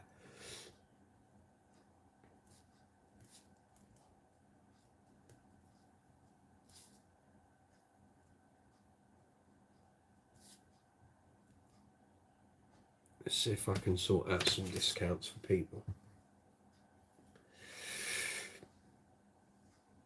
We never know. We never know. Actually, where's my calculator? There it is. So if we said,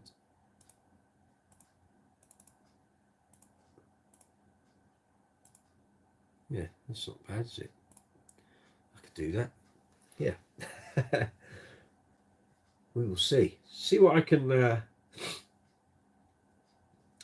can rustle up tomorrow. Might get nothing. Some of these companies are like, no, we're not doing discounts, we're not doing this, not doing that. We will see.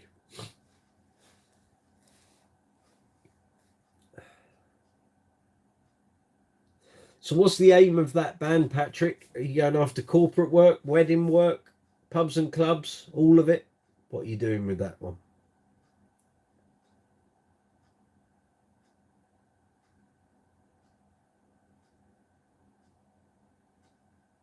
That was a long nap you had, Mum. You went to sleep at about 4:30.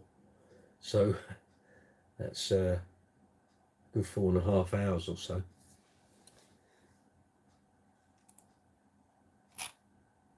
The guy that needed the plasters, Cass, he didn't come back to me, mate.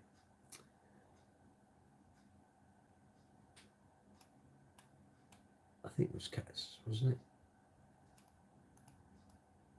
Yeah. I tried to ask what you've done that you need finger plasters for. You weren't cutting your toenails with a scythe, were you? I hope not. I hope not. Okie doke. So I'm just having a little while we're talking, I'm just scooting across sort of various websites and stuff, seeing what's about deals wise.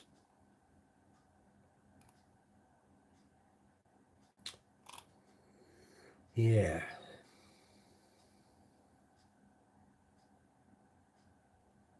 Stacey, if you're there, remind me what that Sony camera we were both looking at. Was it the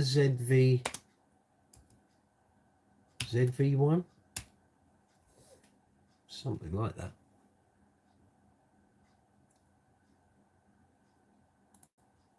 There you see ZV-E10. Was it the E10? I can't remember. Both Stacey and I are looking at cameras for our respective YouTube channels. We've been looking at a couple of models over the past 6 months. It's hard. Buying cameras is hard. I'm not a photographer. I'm not, do all the content here on the channel, but I'm learning this stuff all the time. You don't want to make an expensive mistake. But I'm not actually convinced if that was the camera we were looking at. Actually, I've got it on one of my sheets. God, I've put that away. Where I've been having a tidy out. I've moved all the stuff I was doing. Did I put it on here? I did, didn't I? It's not the Sony one. It's the Nikon Z30. That was it.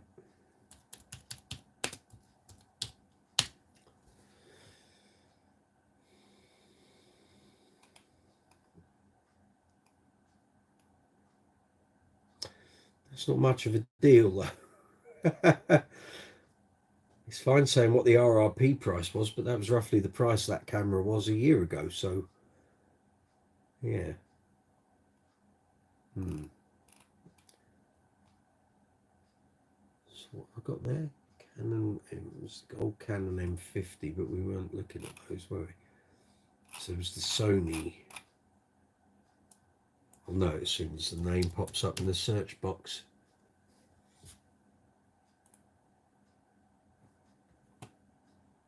Whoa, that's a bit pricey. I think we're looking at that. It's the E10. Was it ZV-1F, wasn't it? I think. Possibly. It's hard buying cameras. I'm not a photographer. I know this is stuff you've got to get under your belt to get the most out of the gear, but it's not always that simple. We'll see. I'll do some homework tomorrow if I get time. Anyone out there got any advice on cameras to buy for YouTube and stuff? There's so many. Keith Doherty, good to see you. Unfortunately, I'm on nights from Thursday, so Friday I'll be in bed all day. Okay, will you be putting links in the description box of anything you find? Yes, I will. And there's a possibility I might be doing an evening slot as well. We will see how it plays out. Kev Smith, Mike was playing Avalon by Roxy Music on bass. Neil Jason, Mike, talking to me, was playing Avalon by Roxy Music on bass. Neil Jason, what a player. Do you know of him? No, but I'm very aware of Roxy Music and the Avalon album. I think Gary Tibbs did all the live stuff from that point on, after that album came out. No, I don't know anything about him. Can't say I've ever met him or crossed his path or anything. Stacey, the ZV-1. Okay. Let's have a look. ZV-1. Just looking to see what deals there were. 700 quid. Oh, 594. 594. Did we say the ZV-1F was the upgrade? Because that's here on a Black Friday deal at 449. I need to watch that video again, that comparison video. I can't remember. And they're doing the case for £20 as well. Might have to look at all this tomorrow. If I can get all this nailed this week, I'll be very happy. Juice, does anyone use wet dry or wet dry, wet rigs on stage. I use split path for recording and wondering if there's any benefit in trying this live. It will depend on who's doing your out front sound.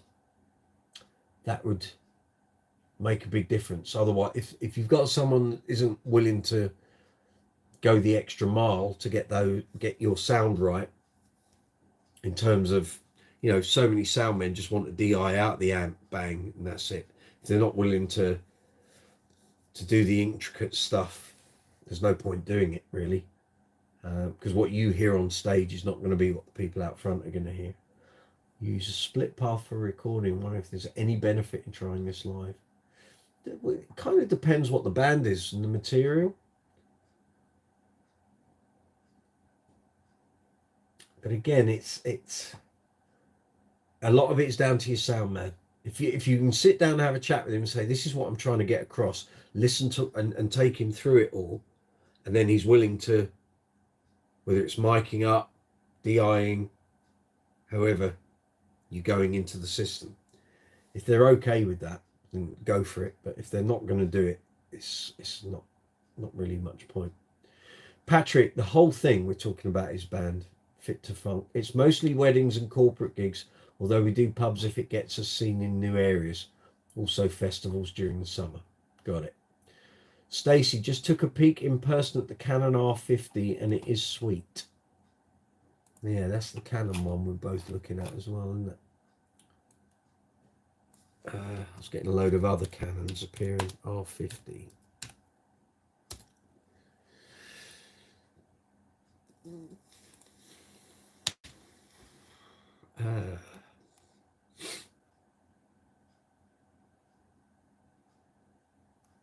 719. Yeah, looking between 7 and 750 here. There's a white one for 679. That's going to get dirty. 669. 639. Is that an R50? No, it's an M50. I think we're both going to be looking at cameras tomorrow, aren't we?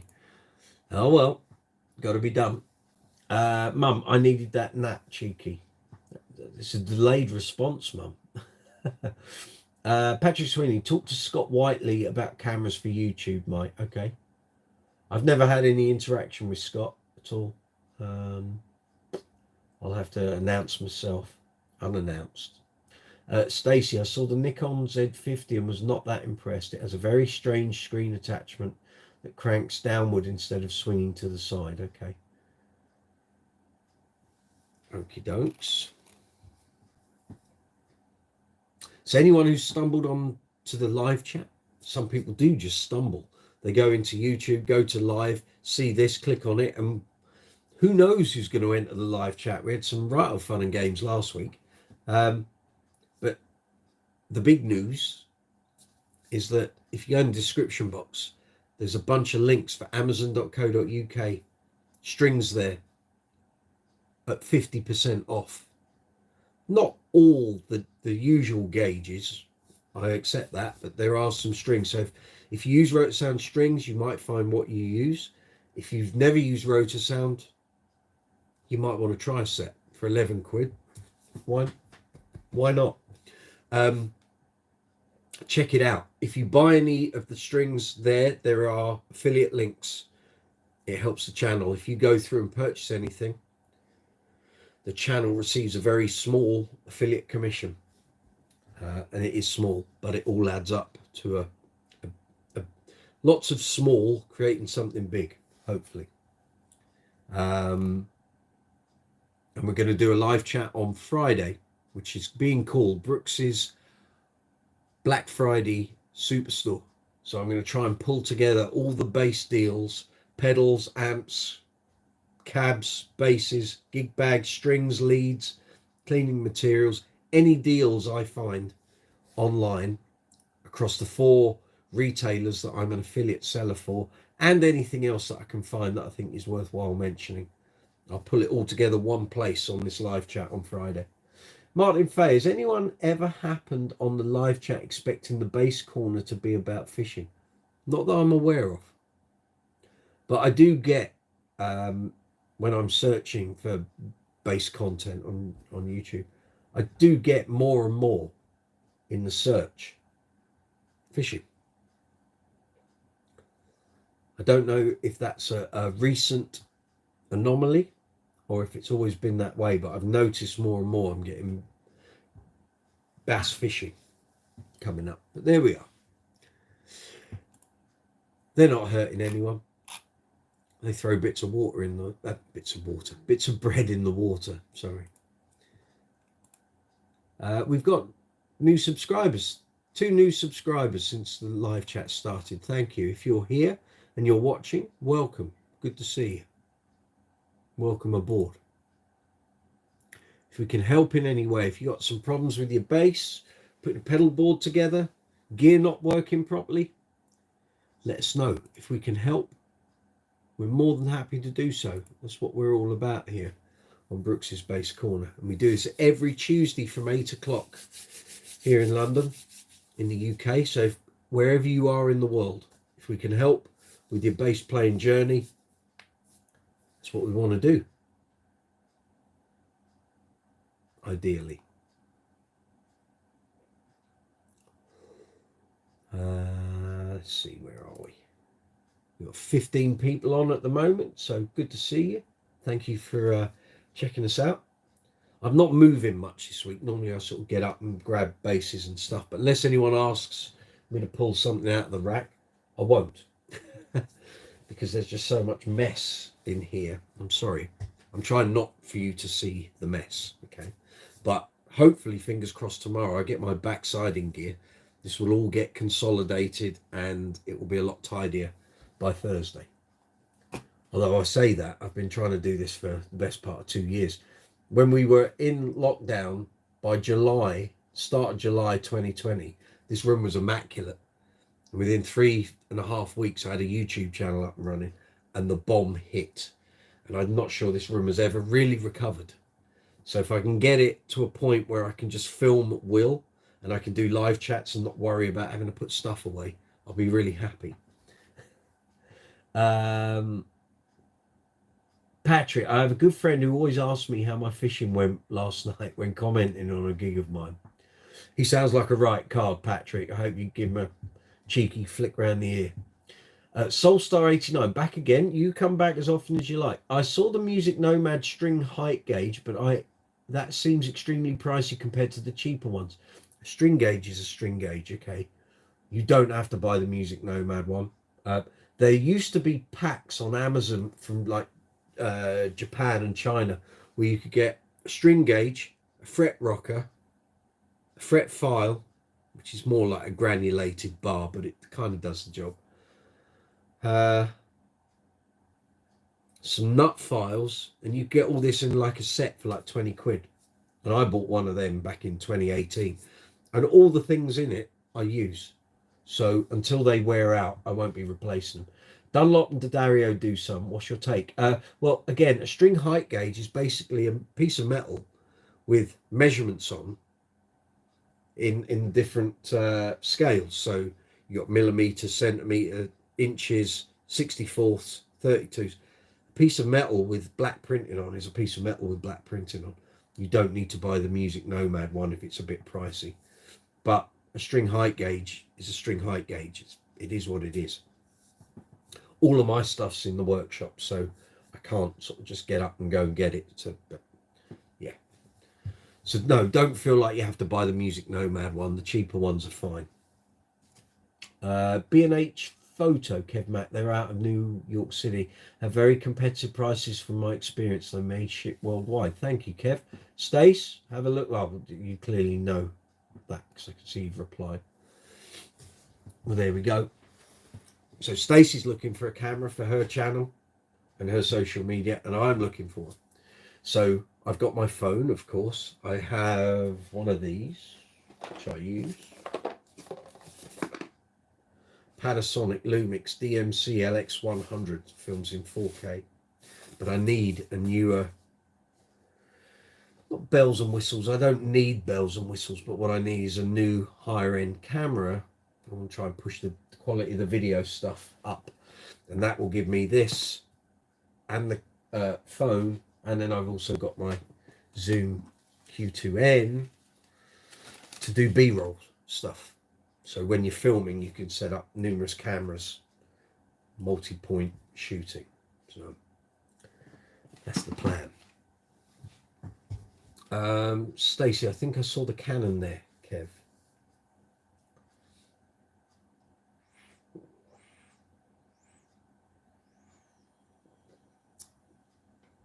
Have to say the Brooks's Base corner hoodie is coming very handy lately. The temperature's dropping. It's going to be very handy in the next few days. We're dropping down to about 5 degrees here in the UK. So, yeah, they're very warm. Graham, you can attest to this before you had it nicked. They're great. Patrick Sweeney, feeler gauges, as we used to call them, for sorting out the ignition spark plugs on our cars back in the day. Yeah, I got a good set. I think I've got 3 sets feeler gauges. So, Soulstar Legend, cheers for you for your take on it. That's all right. I've been in the same position. When I bought all that stuff off Amazon in 2018, I didn't know the difference from the good stuff and the bad stuff, but I equated a string gauge as a piece of metal in a rectangle with measurements on. Well, you know, how hard can it be? So I didn't feel like I needed to buy the, the branded one. I thought, well, the Chinese or Japanese one is going to be just as good. It's a piece of metal with measurements on, a bit like buying a ruler. Having said that, he says, looking at his collection of rulers, I've got several there, which I've had to use for different things when I did the mag. So, nut widths and string spacing and heights and all that. And the ruler I relied on for years, just in the end, not got cloudy, but it gets scratched, and then you couldn't see the measurements clearly, so I had to buy another one. But it's all good.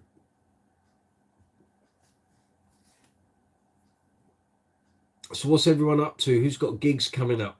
Christmas gigs, maybe. New Year's Eve. I don't have a New Year's Eve at the moment. I'm beginning to wonder if New Year's Eve gigs for me are now a thing of the past. I did every New Year's Eve from 1995 up until 2019, except for one, which was 1998, because I just joined a new band and we'd just come back from Bahrain and we couldn't get a gig arranged in time. We didn't know if the band was still going to be a thing when we came back. So that 1998 was the only year I didn't do a New Year's Eve gig. Otherwise, I did every New Year's Eve from 95 to 2019. I've not done one since. Obviously, 2020 we had COVID. 2021, the gig I had got cancelled because of Omicron. Last year, I thought I had a gig and I had an option of doing another gig. I turned the option away because I already had one. Then my gig cancelled and I couldn't get the option back. And this year, there's nothing. I've not a dicky bird. I haven't had one band say, "Are you free on New Year's Eve?" I think a lot of people aren't gigging New Year's Eve. Either that or it's just I'm not in favour at the moment, but I can live with that. Maybe we'll do a live chat for those of us that aren't working. Soulstar, invest in lens. The quality of picture is in the lens. Yeah, I have a lot of photo gear, both film and digital. You could be a handy person to talk to then. Have you ever tackled fret dressing on a bass? Yes, sir. I have. And actually, I need to buy some new fret files as it goes. Fret dressing on a bass. Well, first of all, you got to find out if you've got any high frets. So use a fret leveler and a fret rocker. I have a notched, not ruler, but a big piece of metal notched. One for 34-inch scale, turn it over, one for 35. First of all, you've got to get your neck relief sorted out. So that will tell you if there's gaps or what have you. Then to find a high fret, use your fret rocker. And you go, normally that'll sit across a couple of frets. You can just kind of rock. And if it's not rocking, you haven't got high fret. But if it is, you got to determine which one. So get it on. And Is it level? So go for the one in the middle, and if it's rocking, then you know that's the high one. Then you've got to get them all down equal. So then it's up to you how you want to level those frets. So you might want to, you can use sandpaper if you wish, but generally you want a bar. So you're doing everything even. And then once you've done the fret sanding, then you get the fret files out and you crown them. But fret files aren't cheap, and you want a good set. Don't buy cheap fret files. Waste of time. 2 gigs this weekend. Good for you. 1 pub, 1 private. New Year's Eve is our session musician band playing an 8-piece. Great fun. Where's that, Patrick? If I'm not gigging, I might come and watch. Mum, you are lucky to get any reply. I've had drops in my eyes today. Can hardly see the keyboard. Well, that's all right, Mum. You don't need to type anything. Just sit back and watch. We'll keep you entertained. That's okay.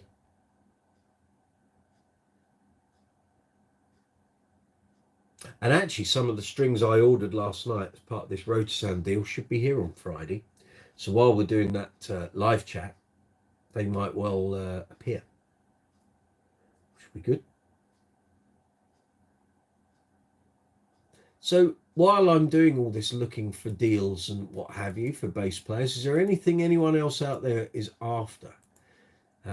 Or is there anything that you've got your eye on, either in Thomann or Amazon, that you would like an affiliate link for, which doesn't necessarily get you any money off, but it does allow you to buy something, and the channel receives an affiliate commission for your hard work.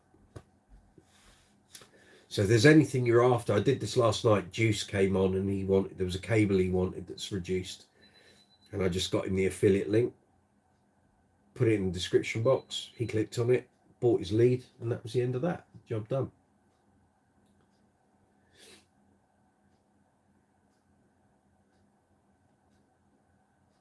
We're coming up on 2 hours.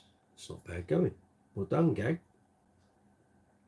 So if anyone's watching, they aren't already a subscriber to the channel, feel free to hit the subscribe button. Hit the notification bell so you get the notifications when either I'm going live, posting up new video, or putting a post up on the community tab. Please give the video a thumbs up. It really makes a big difference. And it's very much appreciated as well. And bizarrely, the desktop version is saying we've got 11 likes, and yet the mobile app is telling me we've got 17. Something's out of whack. Oh, let me do a refresh, see if that changes. All these little quirks.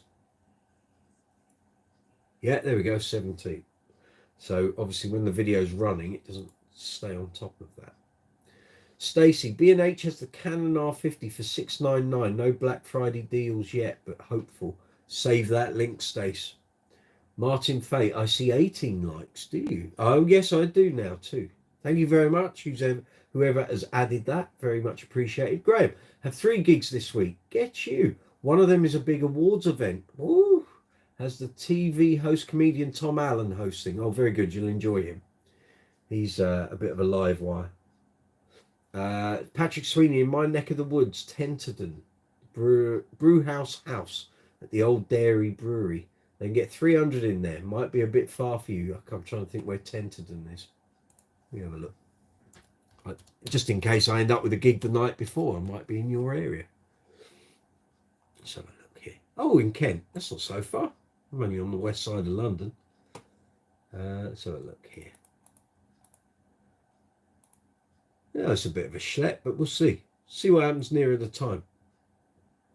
I've had last minute New Year's Eve gigs come in between Christmas and New Year's, so I will bear it in mind, Patrick. Let's see how we go. Stacey, B&H may have an Amazon store as well. They may.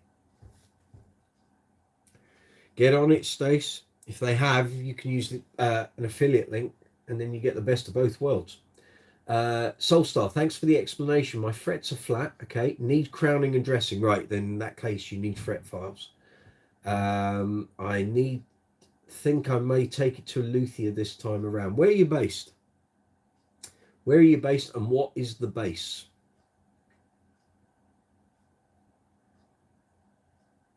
Wonder if it might be something I can do for you. But again, I need to get myself a new set of fret crowning files, although Christmas is coming.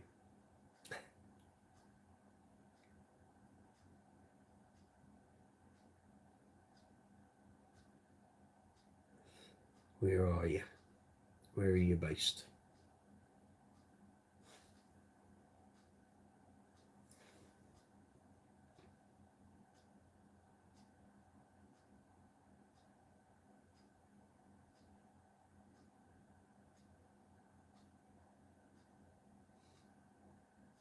He's gone quiet.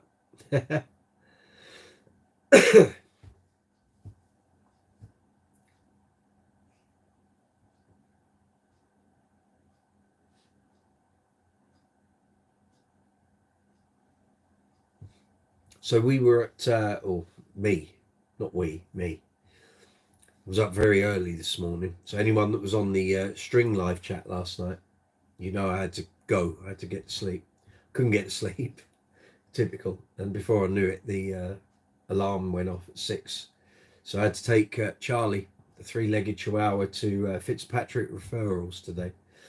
You'll be very pleased to know that following his kneecap surgery 6 weeks ago, he got the all clear today. He got signed off.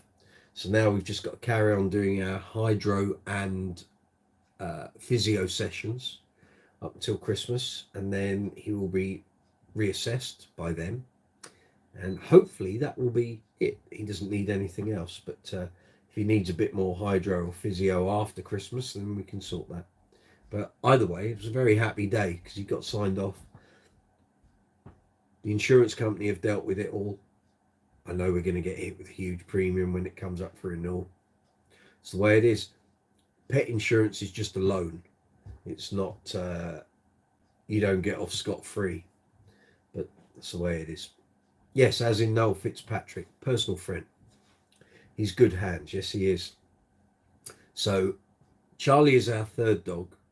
The dog before Charlie was Max, who died in February. The dog before Max was our chocolate Labrador called Indiana. Indiana had a torn knee cruciate back in 2010. He went to Fitzpatrick's, had TPLO procedure, not with Noel, with one of the other surgeons there. Then in 2013, Indy was diagnosed with chronic hip dysplasia. Basically had 3 weeks. If he didn't get replaced, they would have to put him to sleep. He couldn't, his hips were degenerating rapidly. Noel was our surgeon. So Noel is now a personal friend. In order to ease the financial burden, because we had to pay for that, the insurance wouldn't pay anything, Noel allowed me to organise the music for his for the Fitzpatrick referrals Christmas events in 2013 and 2014, which he paid me for the privilege. So I managed to claw a little bit of the money back. But on the second one, which coincided with his birthday that year, we got him up to play bass. I taught him to play bass.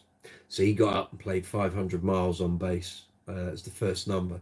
Then went off and got utterly smashed, of course. But yeah, so if he ever says he can't play anything, he can. He can play 500 miles.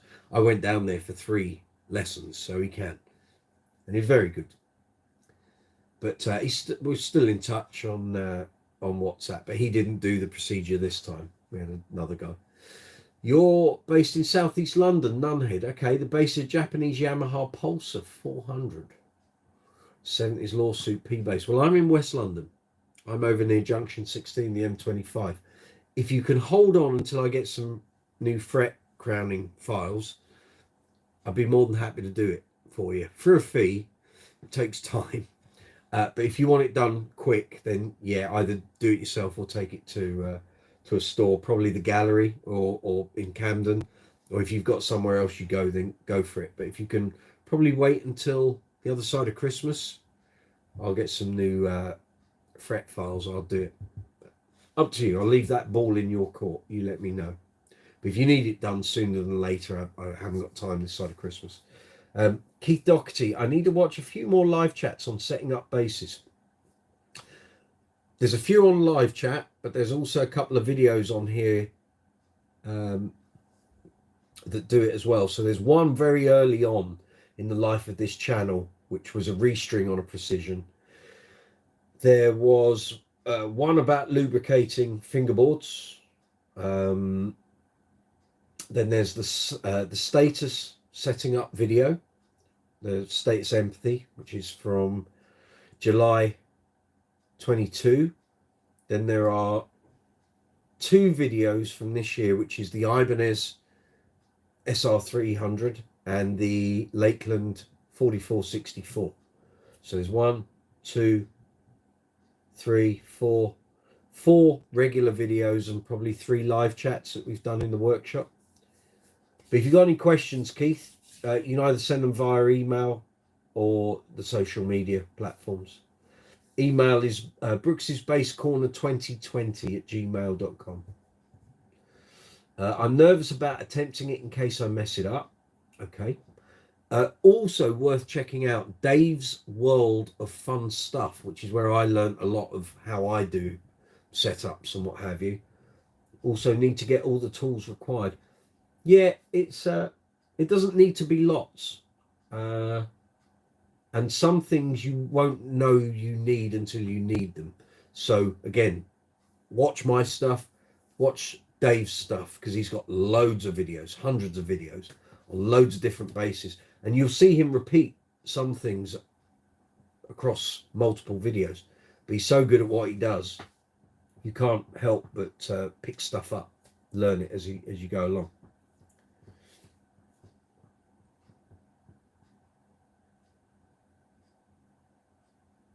Yeah, the Lakeland's actually right here, and it's coming out in some geese very shortly. There we go. Very resplendent ice blue metallic finish. There's one of these going on Guitar here in the UK. Price has gone up, I know that much. I bought this second hand and it's immaculate, apart from the pickup routing, which is horrendous. And yeah, and the mismatch between the 2 volumes, which we had to sort out with heights, but we seem to have got there. That needs a bit of readjusting actually, to get the old screwdriver on that.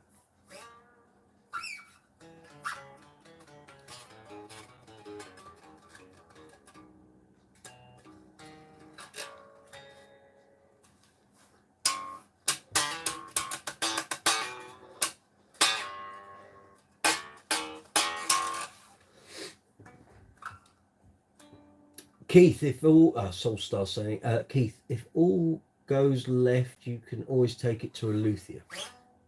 You can. The thing that scares people is truss rods, but if you do small increments and you take away the danger, so don't automatically try and tighten a rod, always just slacken it off a bit to make sure it's moving. Slackening off is better than tightening up. You take a little bit off just to check it's manipulable. Is that a word? It is now. And then you literally give it a quarter turn to tighten. See if it's made the change. And you always go in quarter and half turns. No, don't start doing all this. That's where people go wrong, and then the rod pops and it's all gone to hell in a handcut. Truss rod, little bit, and sometimes you can make an adjustment. You're gonna have to leave it for a day. Just, it might change overnight. Depends where you are, depends what the humidity is, air pressure, temperature. Are you in a stable sort of temperature environment? And then when it comes to action and intonation and pickup height, that's fairly standard. All you need for that is Allen key for bridge saddles, screwdriver for pickup height, and the doing the intonation adjustment. All the other stuff is just bits and bobs, really. Yeah, the guy I normally get would sort it out for me as long as you don't do too much damage. But you just learn it from doing it. I learned so much when we were in lockdown doing all my bases. I'd watched a whole load of Dave's videos and I thought, I'm going to do this myself. I can't go to a guitar store, so I'm going to do it myself. Never get this amount of free time. What I should have done was filmed it all, because then we would have tons and tons of content here on the channel. I didn't record any of it. And it was as I was coming to the end of the collection, I suddenly thought, I should do a YouTube channel on this. Came up with the idea of Brooks's Bass Corner, and here we are. But I didn't film any of the workshop stuff. And I must have been doing that for like 3 weeks.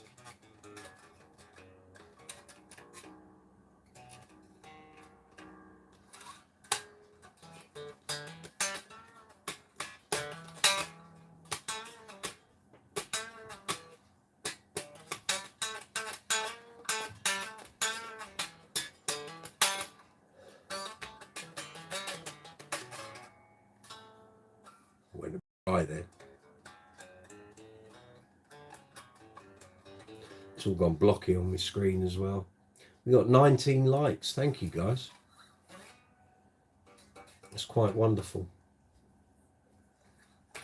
I'm also thinking about doing a little competition because I haven't done one for a while. And I really appreciate everything you guys do for the channel. So I'm trying, I've got a few ideas for things at the moment. So either it will be winner takes all, or there'll be a variety of prizes. And I kind of know what the question is going to be. And we'll see how we go. But don't know when I'm going to do it. It might be after Christmas. I've got too much going on this side of Christmas. But we'll see. We haven't done a competition since the Trace Elliott giveaway. And that was in, that'll be 3 years in January. God, where's the time gone?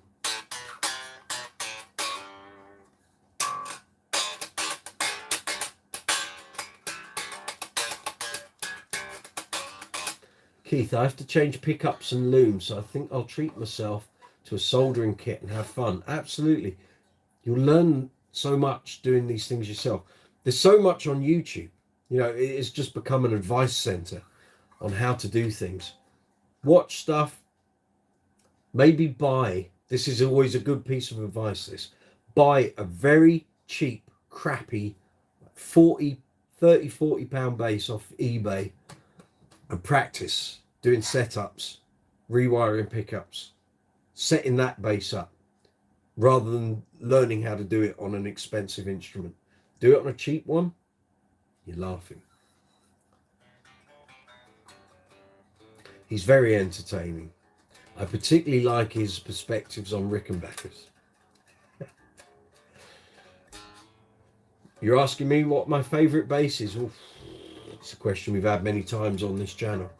I have a sizable collection, as you can, well, you can't see it all because I'm in the way of quite a lot of it. I have different basses for different things. It's very difficult to pick one bass that does everything. But I have 3 or 4 in here that if I had to just say that's the bass for life. So my Status Empathy, the red one, would be one. Just because it's so stable. I've done so many gigs with it. The neck never moves. It's a tonal battering. It totally cuts through any band mix. I'd have my GB. Probably my Kingfisher Blue one, because it was made for me, obviously. I'd have to take one of my alembics. I don't know which one, because they both sound totally different. And then it's just a toss-up, really. But there's probably one of my Kabikis, yeah. And why? Like I say, they all do different things. You know, I've got 3 or 4 precisions here. None of them sound the same. I don't think I have 2 basses that do sound the same. And the 2 empathies I've got are 3 months apart. But one's got 4000s on, one's got 4505s. They're going to sound different. The 2 Kabikis sound different. The 2 alembics sound different. A couple of the GB, well, you see my GB Kingfisher Blue 4-string and the 5-string and the Spitfire have all got the same circuit in, but I don't know if the Spitfire one is tuned slightly differently. I don't know if the 5-string one is tuned slightly differently, and they've all got different kind of fingerboards and wood combinations and stuff, so they all sound a bit different. So it's a hard question. I can't pick one. They all do different things. That's why I buy them. So Lewis, I did my learning on my $550 bass. It's fully modified. There you go. The man knows. Keith Doherty, Soulstar 89. Excellent. Hope all goes well for you. Excellent. Lewis is a smart person. He talks a lot of sense. He's got miles on the clock, like me. That's not being rude. I'm not saying you're old. But he knows some good stuff.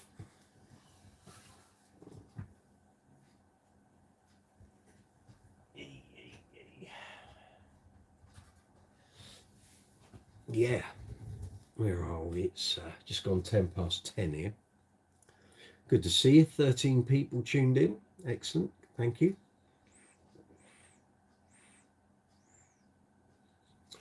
My goodness, we've gone up to 20 likes. Thank you very much. That's great. Super stuff. Well done, gang. You're not old, Lewis. Give it a rest. Sprightly. That's what you are. Sprightly.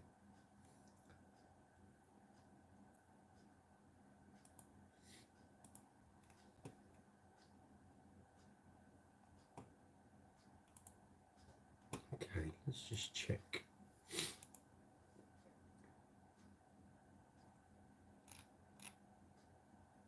No, we're all good, I think. So I will book in Friday's live chat tomorrow, and there'll be a thumbnail for it. And do I have a favourite slapper? Good one. Well, Mark King's going to be up there, isn't he? Larry Graham, because he's the complete opposite of Mark in terms of slapping. You think it would be similar, but it's not. They're two totally different types of slapper. And Marcus Miller is another. Although Marcus and Mark. Actually, Marcus is probably the meeting point between Mark King and Larry Graham. I love Vale Johnson slapping, although I don't agree with his political views. Yeah, that's probably my lot. I know loads of people say Victor Wooten. I kind of, it's not that I've never got into Victor Wooten. It's just, if Victor Wooten had been prominent when I was growing up through my bass playing journey early on, I'd have probably been all over him. But he came along sort of in the mid-90s, and a lot of my influences were kind of already sort of solidified by that point, if that makes sense. So yeah, there's my favourite. What's your favourite slapper, Harry? Fire some names off. Patrick Sweeney, like trying to choose a favourite child, you can't. That's exactly it. You know, when I was doing my trips to Israel, playing in a lat for a month, I'd take a bass, and by about 3 weeks in, you'd be, I'd always be thinking, oh, I wish I had that bass here. Can't wait to get home and play that, or try that pedal. Or when you're here at home, you live life. When you're away and you haven't got your day-to-day stuff to do, all you've got is your gig. The mind wanders, you know. It's like, oh, I remember going off on a trip about 3 weeks after I bought my first Alembic, the 20th anniversary. We did one of those Alat trips, and I so wished I'd taken it with me, but there was no way I was taking an Alembic with me to Israel. We'd never have got there. We'd never have got there, and would never have come back either. But I'd always wanted to own an Alembic, so to have one in my collection and know it was at home, I was like, can't wait to get home and play it. You're keeping up. Well done, Lewis. Soulstar, no, fascinating reasoning and collection. Just out of interest, Soulstar, have you seen my video on my bass collection?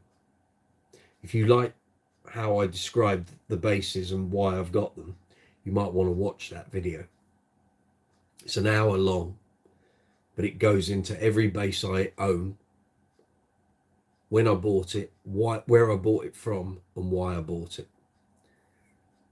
Juice, do you own anything with graphite necks, modular status? Yes. Yes, I do. I've got 1, 2, 3, 4, 5. I've got 5 Stati, a Trace Elliott Status T bass, which isn't graphite neck, but it was the bass that was designed to celebrate Trace Elliott's 15th anniversary in 1995. And I've got a Music Man Stingray here with a Status graphite neck. Is that enough graphite for you? I think they're all here. Okay, if you want to see any of them, I can pull them out of the rack. It's no hardship. Kev Smith, what no Stanley Clarke? Well, I love Stanley Clarke, but what I don't like about Stanley Clarke is buying a ticket for a show, and I've done this 3 times. He's done 2 songs on electric bass and then basically played acoustic bass all night. And if he's not playing acoustic bass for the rest of the night, he basically lets the rest of his band take 20-minute solos each. It drives me up the wall, so I won't go and see him anymore. It's a waste of time. I want to see him do stuff like he did on his 77 live album. Now I get it, you know, it's nearly 50 years since that, move on. But I don't want to sit and listen to 2.5 hours of upright bass. I don't. That's not what I'm in it for. So I get really sort of browned off with him. And he does that thing, and he started to do it sort of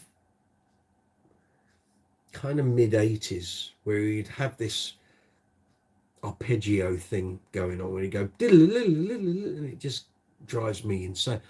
I don't care about speed. Play something that's going to emotionally move me, or, you know, the band's really funking and playing great grooves and great tunes and what have you, but he never does that anymore.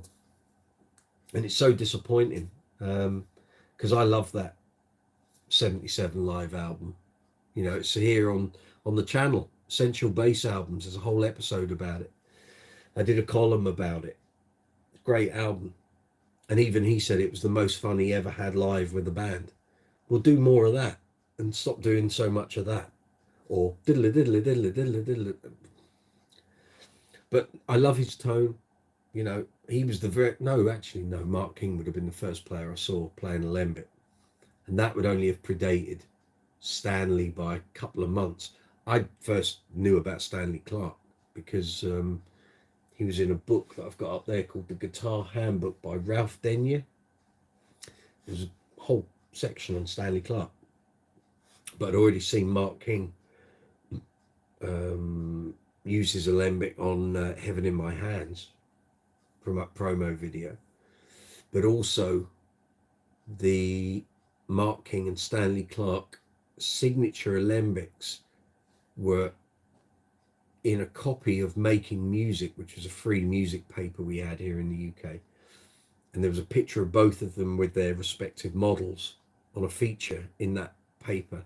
And that came out, I think, in between Heaven in My Hands and me finding that Guitar Handbook.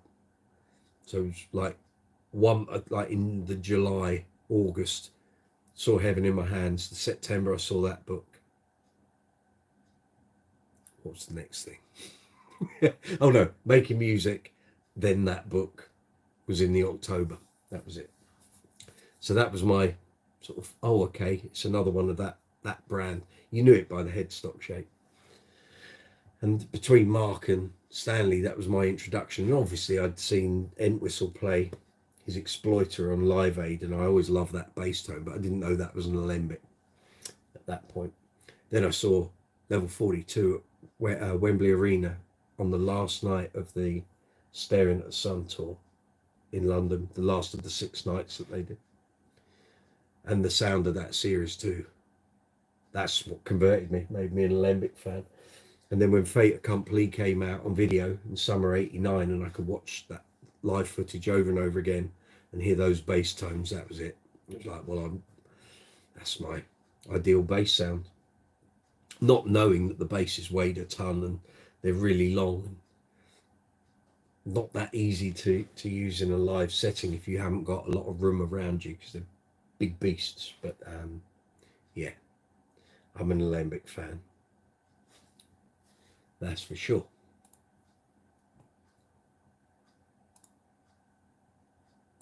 Let's see where we are.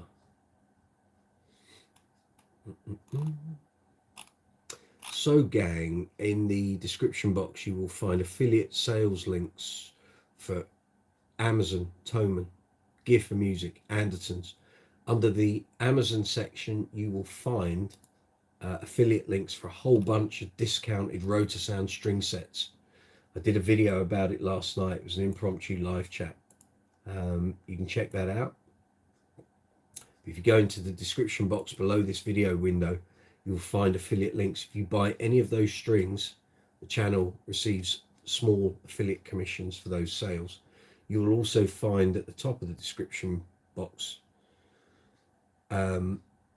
links through to Brooks's Bass Corner merchandise. I've just clicked on the link to make sure it's working. So there's the UK site, UK and Europe, sorry. And then we just check the US and worldwide. That's all working too.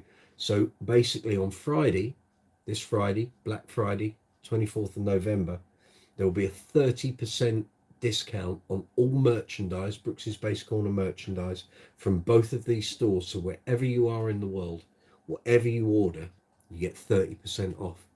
So, for example, if you felt really daring and you wanted to help the channel, you know we have the Bass Legend quote range.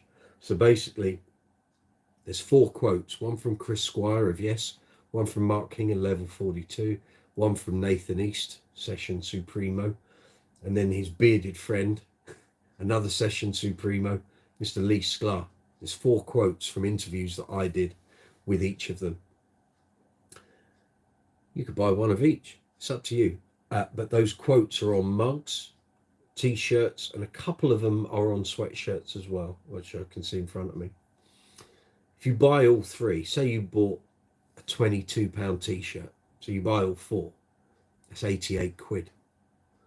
We'll take off 30%. Well, 10 is 880. So you're looking at £26.40. So that comes out at £61.60p. How about that? So you can have all 4 of those shirts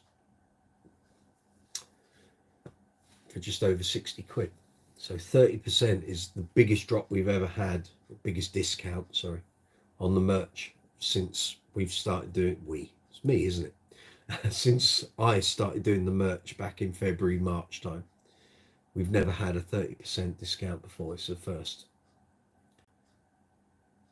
So I will be displaying my wares on Friday. So all the t-shirts, hoodie, caps, mugs, everything I've got here, mouse mats of course, I'll be displaying it all on Friday.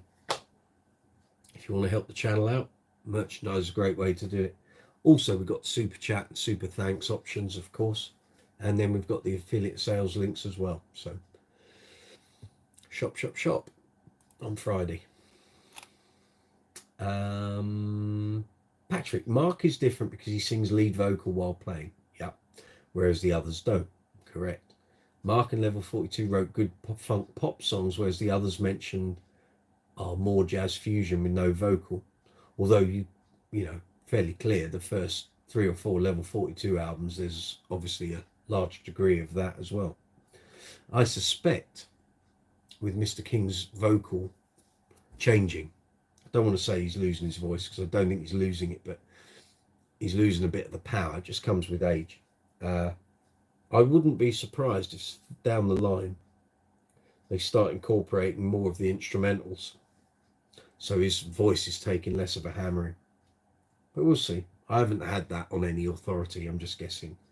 That could be a way it goes, because I've noticed his vibrato is not as controlled as it was. It just goes with age. There's not a lot you can do about it. Some singers are lucky and it's not a problem. Some it becomes very noticeable. But as long as they're out playing, that's all good. Ben Kennedy, what would you say are your favourite D-key bass lines to play from the Innuendo album? Well, there's a question. That whole album's got loads of great D-key bass lines. I love Headlong. I do. I love Headlong. It's a great tune. Shame we've only ever heard it on a Brian May solo tours. I think they should bring it into the Queen and Adam Lambert set. It's a killer. And low D tuning, of course. Simply Mad has got a crazy kind of bass line. It's a bit all over the shop, but I like that. You know, it's kind of a bit more like old school Deaky in that respect. I Can't Live With You is kind of a bit more straight ahead. Ride the Wild Wind. That's kind of got, that's like a cross between kind of Magic and Breakthrough in my mind. Don't Try So Hard is one of my favourite songs, favourite Queen songs. But not, the bass line isn't like a classic. It does what it does. Innuendo is a great bass line. Very minimal, but so serves the song. Days of Our Lives is a lovely line to play. I do like playing that when I do Queen tribute gigs. Bijou I love, but that's guitar solo, it's not really bass. Show Must Go On. Don't play at every gig. Some gigs it's not really that relevant or suitable, but we've one of the tributes I play with, we've included it a bit more regularly lately. Love playing it. Problem is, it's a very full sounding song, and even though we got keys on backing, I still think the backing track needs a bit more meat. But yeah, kind of broken that down a bit for you. Hitman is what it is. All God's People is what it is. Don't get me started on Delilah. Not a fan of that. Yeah, stick by all that. Soulstar, am I on Bass Chat? Yes, I am. You'll find me, Mike Brooks. You'll find the logo from the YouTube channel is my picture. I'll give Bass Gallery a call to get a quote for the frets. You may find they get very busy, so if you need this done quick, they probably, well, unless they say they can fit you in, you might find you have to wait until later in the month or after Christmas. But speak to John, speak to Martin.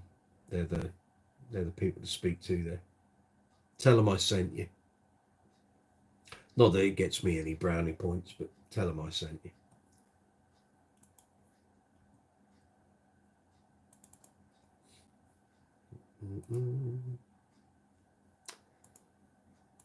Very good.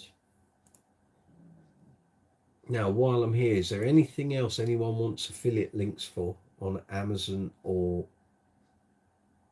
Thomann? Soulstar, I never had heard Level 42 before I watched a clip from the recent show. I can't see that. What's that saying? I can't, because there's the love heart. Let me just put in a load of gibberish.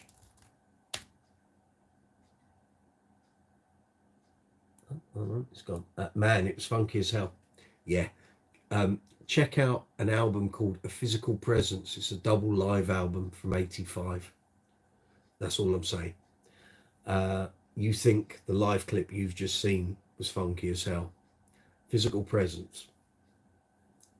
Go on Spotify. Oh, you can find it on YouTube. Lewis Wingrove, it's about $350 in America for a fret job. Don't think it'd be that much here, but it depends, I guess. That is why I bought my own tools for the job. Yeah. Move that. Here we go. Yeah. Yeah. Oh, you've got 40 years of level 42 to catch up on, mate. And have a listen to all the different basses over the years. Excellent. You want to listen to the whole of A Physical Presence in one listening. I suspect you'll probably, when you get to the end of, I think Hot Water is the last tune, I think your jaw might be on the ground. But make sure you listen to the full version, not the edited 70-minute version that fitted on one CD. You either want the double CD or the double album. If you're listening on Spotify, you want the long version. Yeah, I thought $350 sounded like a lot for doing frets, but I think over here it used to be about 150 quid, depending on what's required. But a fret dress, see, the problem is, depends whether you're dressing frets with the fingerboard covered up or you're just doing it naked, not naked as in you being naked, but the fingerboard being naked. If the file comes off, you're going to scratch the wood, so you tend to mask it all up. But if you're confident enough, I would mask it up just to save any tears. How are we doing? We've got 13 people on at the moment. We've got 20 likes. Thank you very much, everyone. Okay.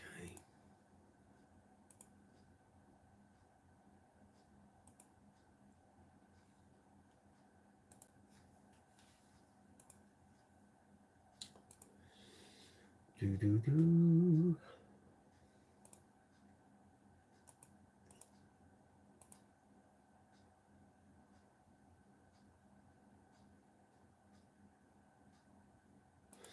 Yeah, I'm just having a look on Gear for Music. See if I can find.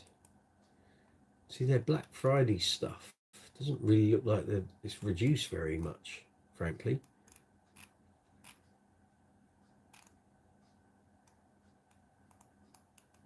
And then occasionally they'll have something which is a real bargain. It's like, oh, let's see if they've still got that Gator rack case for the wireless systems, the IEMs.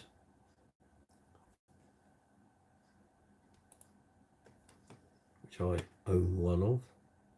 Very good it is too. I always meant to buy a second one and the price went up. Oh.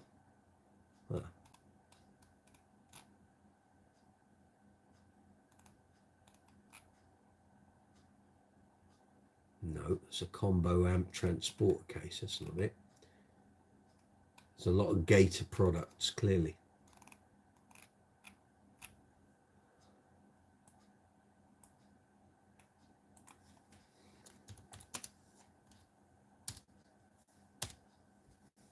Ah, there we go. 39 quid. Oh, it's come down in price. So it was about £35 when I bought one at the start of 2019. They went up to about 45 and they're back down to 39. I'll do a plug for that on Friday. If you are going to go down the IEM route and you're buying like a Sennheiser unit, this is a really great bag.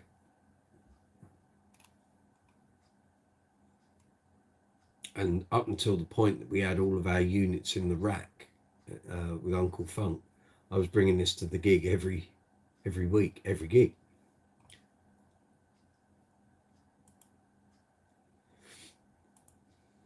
So hopefully I'll have some news from ANDERTONS tomorrow regarding what they plan to put in their Black Friday sale regarding bass products. Oh, I need to check for Neverdull, don't I? See if that's on.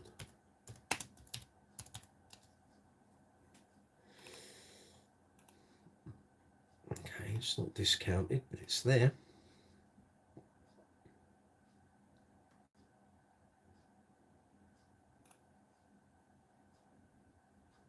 Amazing how they can charge 39 quid for a tin of Neverdull, and right next to it is exactly the same thing for £9.98. Bizarre.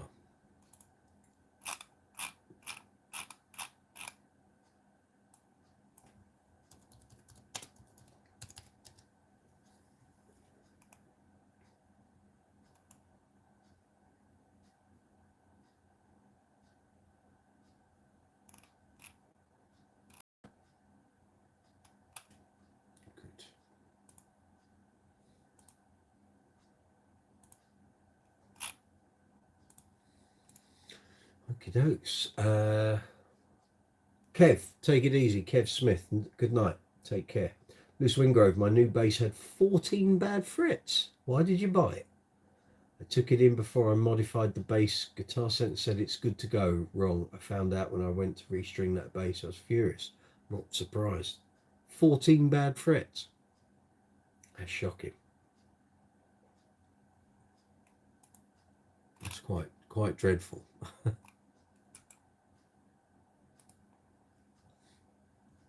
What was I saving that to? Yeah.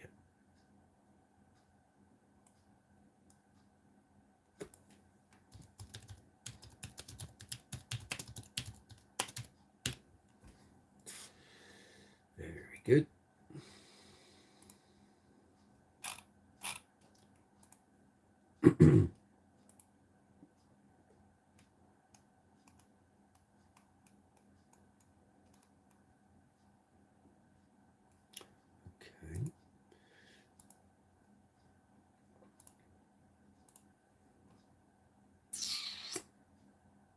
Now it's damn near perfect. I got good at network. Good for you.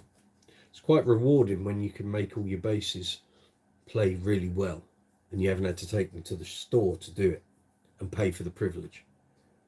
Okay, a bit of graft. You might have wrecked fingers, but it's good. It's good.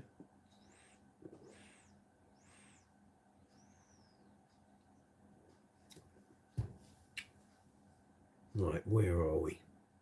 Got 16 people on. It's coming up to 22:11. So we'll probably go to the top of the hour and we'll call it a night. So if you got any more questions, anything bass related, stick it in the live chat window and we'll try and, well, if it's a problem, we'll solve it. And if it's just general chat, then that's all good. So there'll be a bass string experiment series video going up tomorrow. So that'll be number 50 to 54. Not too many of those left to go now. About 5 or 6, I think.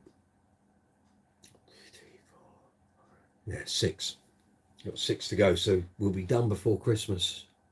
Might be done within the next 2 weeks if I can get a move on. But I hope you're enjoying watching it. I noticed the last couple of videos hasn't really taken off, but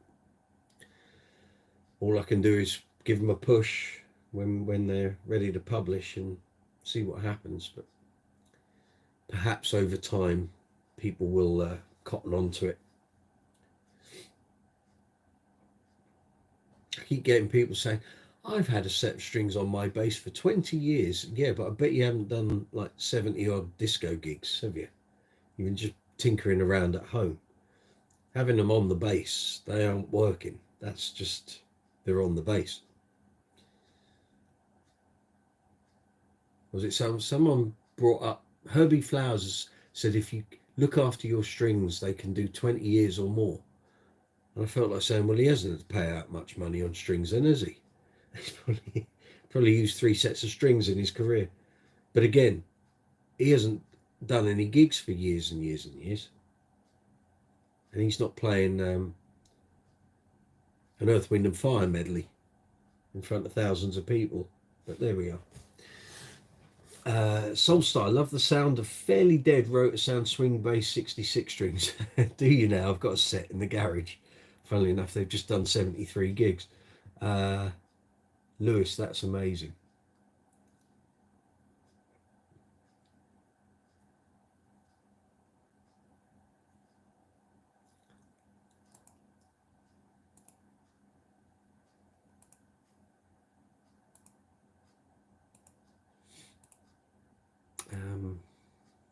Just check that's done.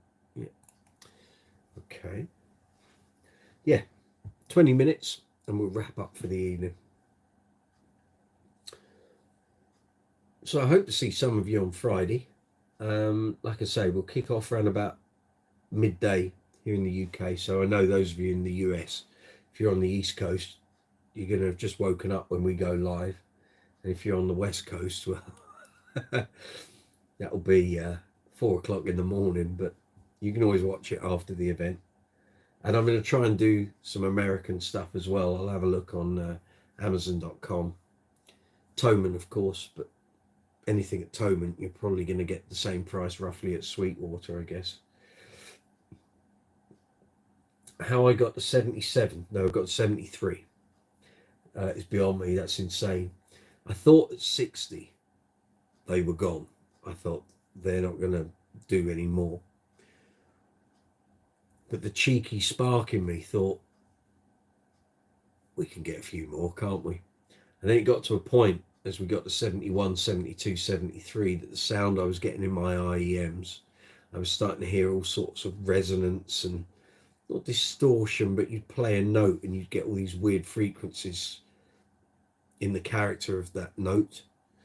And even though I plugged it into an amp here the day after the last gig, and it didn't sound too bad, but I couldn't risk using them on another gig and them snapping, or there was like all the bottom end had kind of gone from the low strings, and it was like, well, that's what you're meant to be providing, is bottom end. I just thought, I can't push it anymore. I could have tried. If it wasn't important to me, I would have thought, no one notices.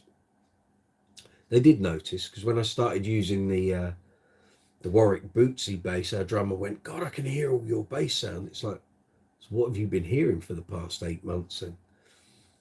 So maybe the strings were so dead he wasn't hearing what was going on. But the Bootsy bass with a brand new set of road sounds on, he heard that.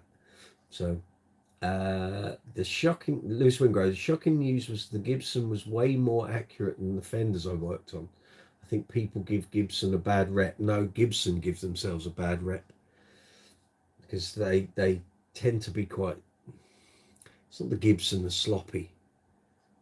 I've never been, aside from Les Pauls, I've never been that enamored. And I'm not talking Les Paul basses, I'm talking Les Paul guitars. Other than that, there's so many things go wrong with Gibson stuff. Headstock problems, neck problems, timber problems, truss rod problems. I mean, the internet is full of it, but I'm never convinced their construction is as reliable as it should be.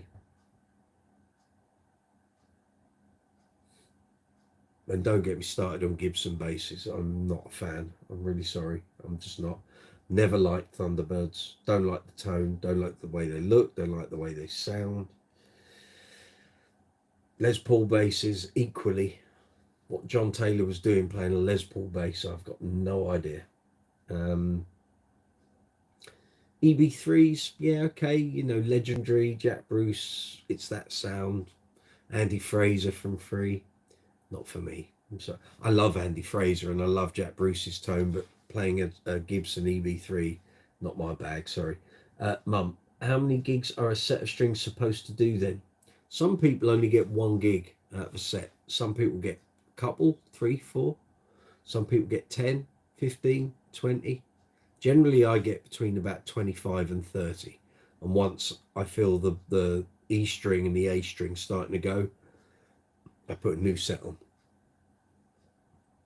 Lewis Wingrove, poor quality on switching is what I found on Eric's Gibson Les Paul guitar.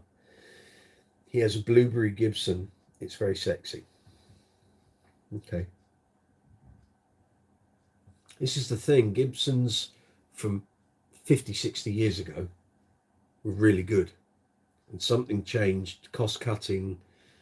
All the guitar manufacturers are guilty of it. Things changed. They started to penny pinch.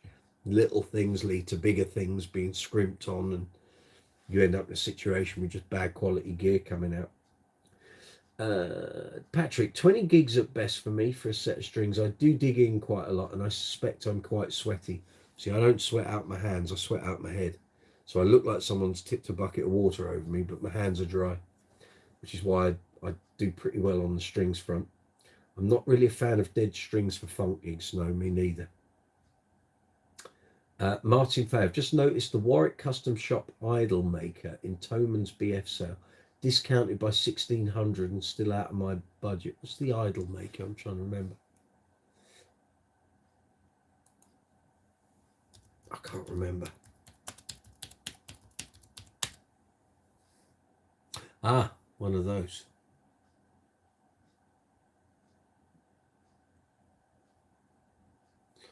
Yeah, not sure what the appeal. That's kind of like a copy of the Stevie Salis Framus, um, Framus model. I was there when that guitar was launched. It looks like a bass version of it. That body shape. Not for me, mate. Not for me.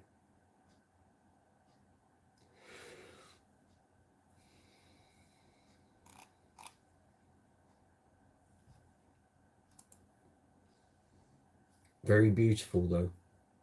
Don't know. Not sold on the shape, if that's what I'm looking at. But it is very much like the Stevie Salis guitars.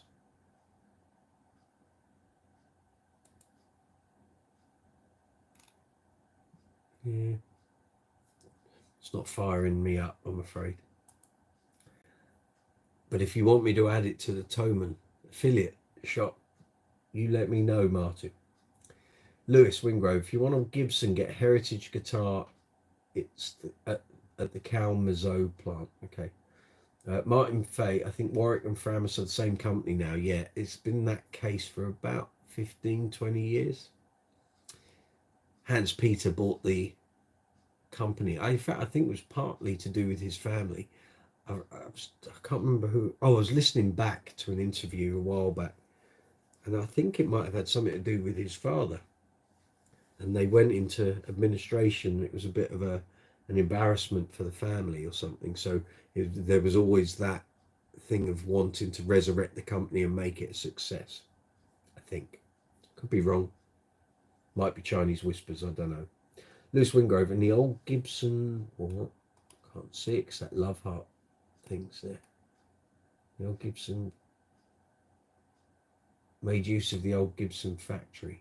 Sorry, can't. The old Gibson what? I can't see it. There's a love heart emoji. I wish they'd get rid of this. Just put it in a different place on the window. You want a Gibson bass, but the fret radius is not for you.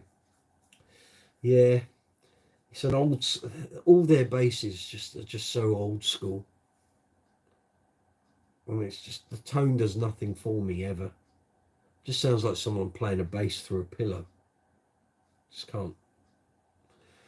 I did a review of a newer model Thunderbird back in like 2006, 2007. It was all right, but it was nothing special. Not for the money they were charging, that's for sure.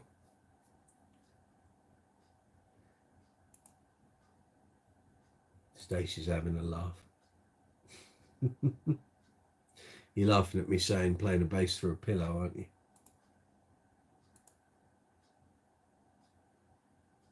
That's what they sound like to me, just muffled and dirgy. I can see why all the grunge bands and Britpop bands were well up for using Gibson basses, but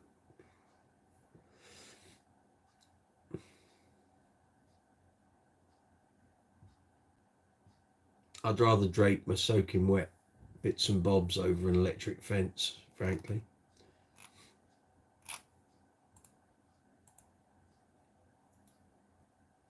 Lewis, I would imagine the Gibson bass is just wall art. There might be a bit of that, you know, gear's come a long way since those things were state of the art. Playing a bass through a pillow, yeah. That's what I think of, you know. Not a lot of clarity, a lot of woof, and that's about it, and not in a good way. And then when you throw in dodgy construction as well, it's just like, nah. I wouldn't want to rely on a Gibson bass on a gig. I really wouldn't. I've never been enticed.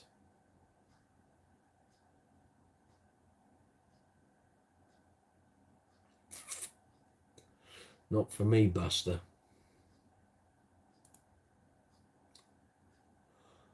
Let's...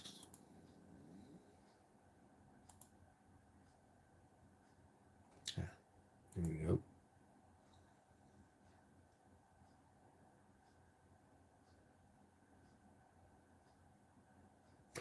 Well, there were a lot of item clicks yesterday after I announced those strings. I can see stuff that was ordered, some of it. We had over 300 clicks yesterday alone. And considering I didn't do that live chat until about 10 to 10, that's not bad going.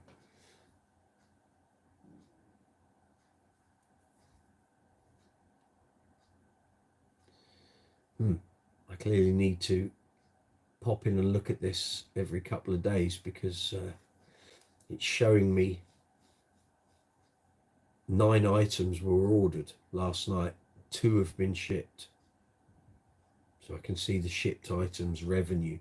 So what that'll be when all 9 items have been shipped, we will find out.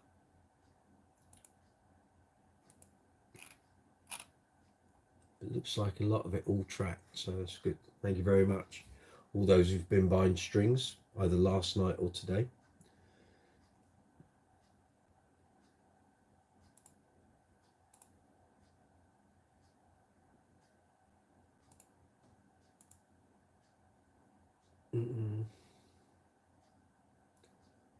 Why is that not showing me a graph?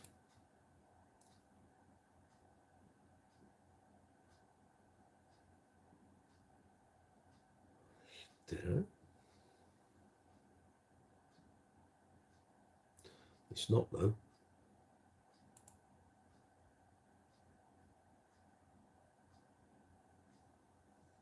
Very good.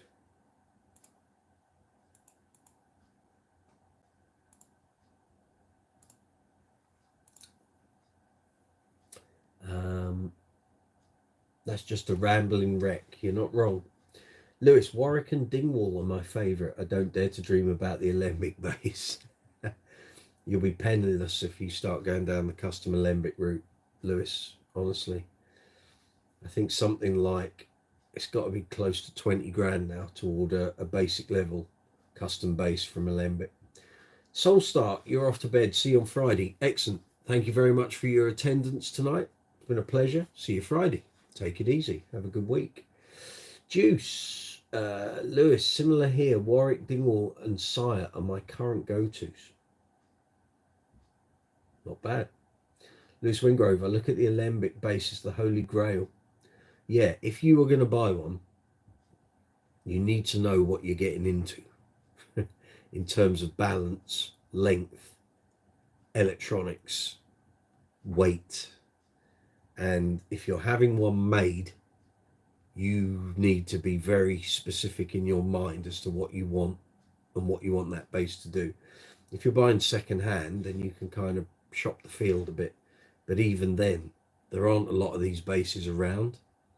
So you need to, if I can help you, Lewis, if you are even entertaining the thought of going down the Alembic route, if I can help, I'm more than happy to do so. So generally, an Alembic base is determined by the electronics in it, not the body shape. So you can have a Series 1 or a Series 2 in various states of visual design. They're dictated by the electronics package. So the Series 1 electronics is one thing, Series 2 electronics is something else. Then you come down the ladder from those sort of things, and you have the cheap range, which is the Epics. There was another name for the Epic before, the Essence. And then you've got things like the Orion and the Elan, and then you have they have different sort of switching and filter things compared to the series. Then you've got the 20th anniversary, you've got the signature models. But go on there and start specking up a base, and you'll keel over. It's scary. It really is. You think, oh well, that sounds like a fairly standard base. Was that going to be 5-6 grand? It come out like 28 grand, and that's before you've had any reductions from retailers and distributors. Sire is good. I forgot about them. Okay, I'd love to try a Carl Thompson. Never seen one in the wild though. I think I saw a couple at the gallery, but it was probably about 20 years ago. And I think there were some at the bass center, late 90s, maybe. You don't see them very often over here, that's for sure. Lewis, when I go after the Gibson, I'll grab the ESP. It's better. ESP, you're great, but that is way down the road. I'm going after the bass. What? Can't. So the bass what? The Bass Works company or Dingwall first. If you want Dingwall, I can put you in touch with Sheldon. Unless you're going to just buy straight off the shelf. Patrick Sweeney, there are plenty of boutique bass luthiers that produce amazing sounding basses, but they'll cost you. Yeah. And then there are some that won't cost you a huge amount. Just depends what you want and what you're willing to pay. Lewis Wingrove, 4K and up, I'm going custom. See, I managed to get both of my Alembics second hand in immaculate condition, and I paid a bit, but I didn't pay what they are now. Put it that way. And since COVID and lockdown, prices have just gone through the roof. I don't get it. They didn't budge for 5-6 years after I bought them. Prices stayed the same. During lockdown, I think lots of people use their furlough money to buy the things in life that they wanted in case they died or popped their clogs. The Alembic basis just went up and up and up and up and up. I can't see them coming down. Martin Fay, not a bad discount on the Hofner ignition. Might be of interest for my daughter. What's that on? Is that Amazon, or is that Thomann, or is that Andertons, or what? If I need to give you an affiliate link, mate, let me know. Or you can let me know on Friday. Or you can send me a message, it's fine. Thomann, do I need to be putting that in my store?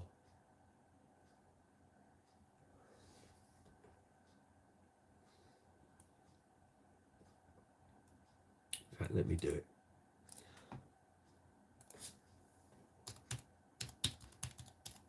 I presume there's like one finish, is that the case? Okay, let's come through to the affiliate section. Okay.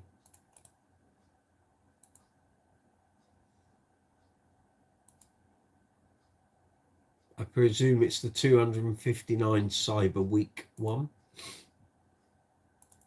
Is that black? It looks kind of black. Is it like a violin finish? Spruce top, transparent black. I'll add it.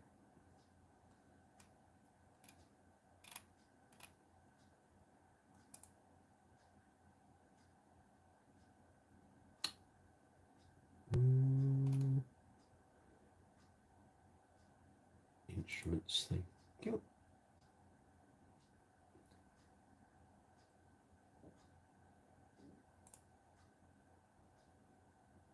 Should be in there, Mark. It's a good deal. Yes, the black one. Okay, it's in there. Happy shopping.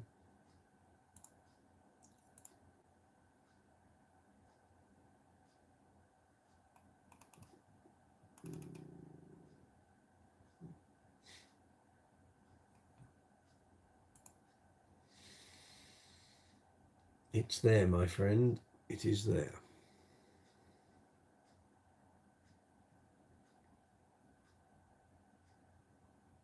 So if you go through the affiliate link in the description box for Thomann, you should find it there. It's in the instruments section of the Brooks's Bass Corner shop. In fact, let me check that is the case. It's there. It's at the bottom of the list though.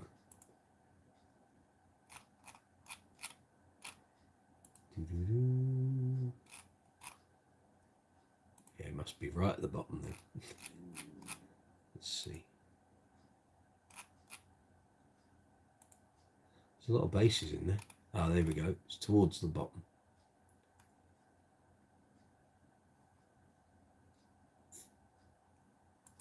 Yeah.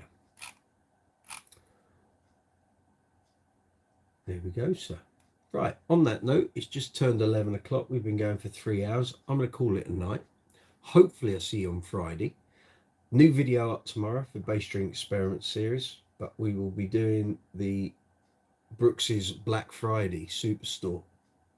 Friday, lunchtime, midday here in the UK. I'll post it up tomorrow. You should all get notifications. If you're going to tune in, hang with me for a couple of hours on Friday. Look forward to seeing you. There might be another one later in the evening. We'll see how the first one goes. And if I don't, then I'll see you next week on next week's live chat, Tuesday, 8 o'clock.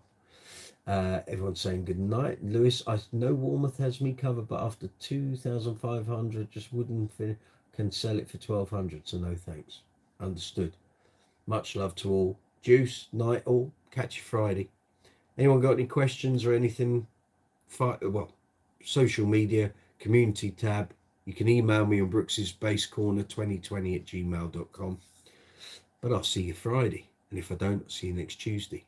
Take it easy. Thank you for attending. See you next week. Or see you Friday, of course. Have a good week. Catch you later.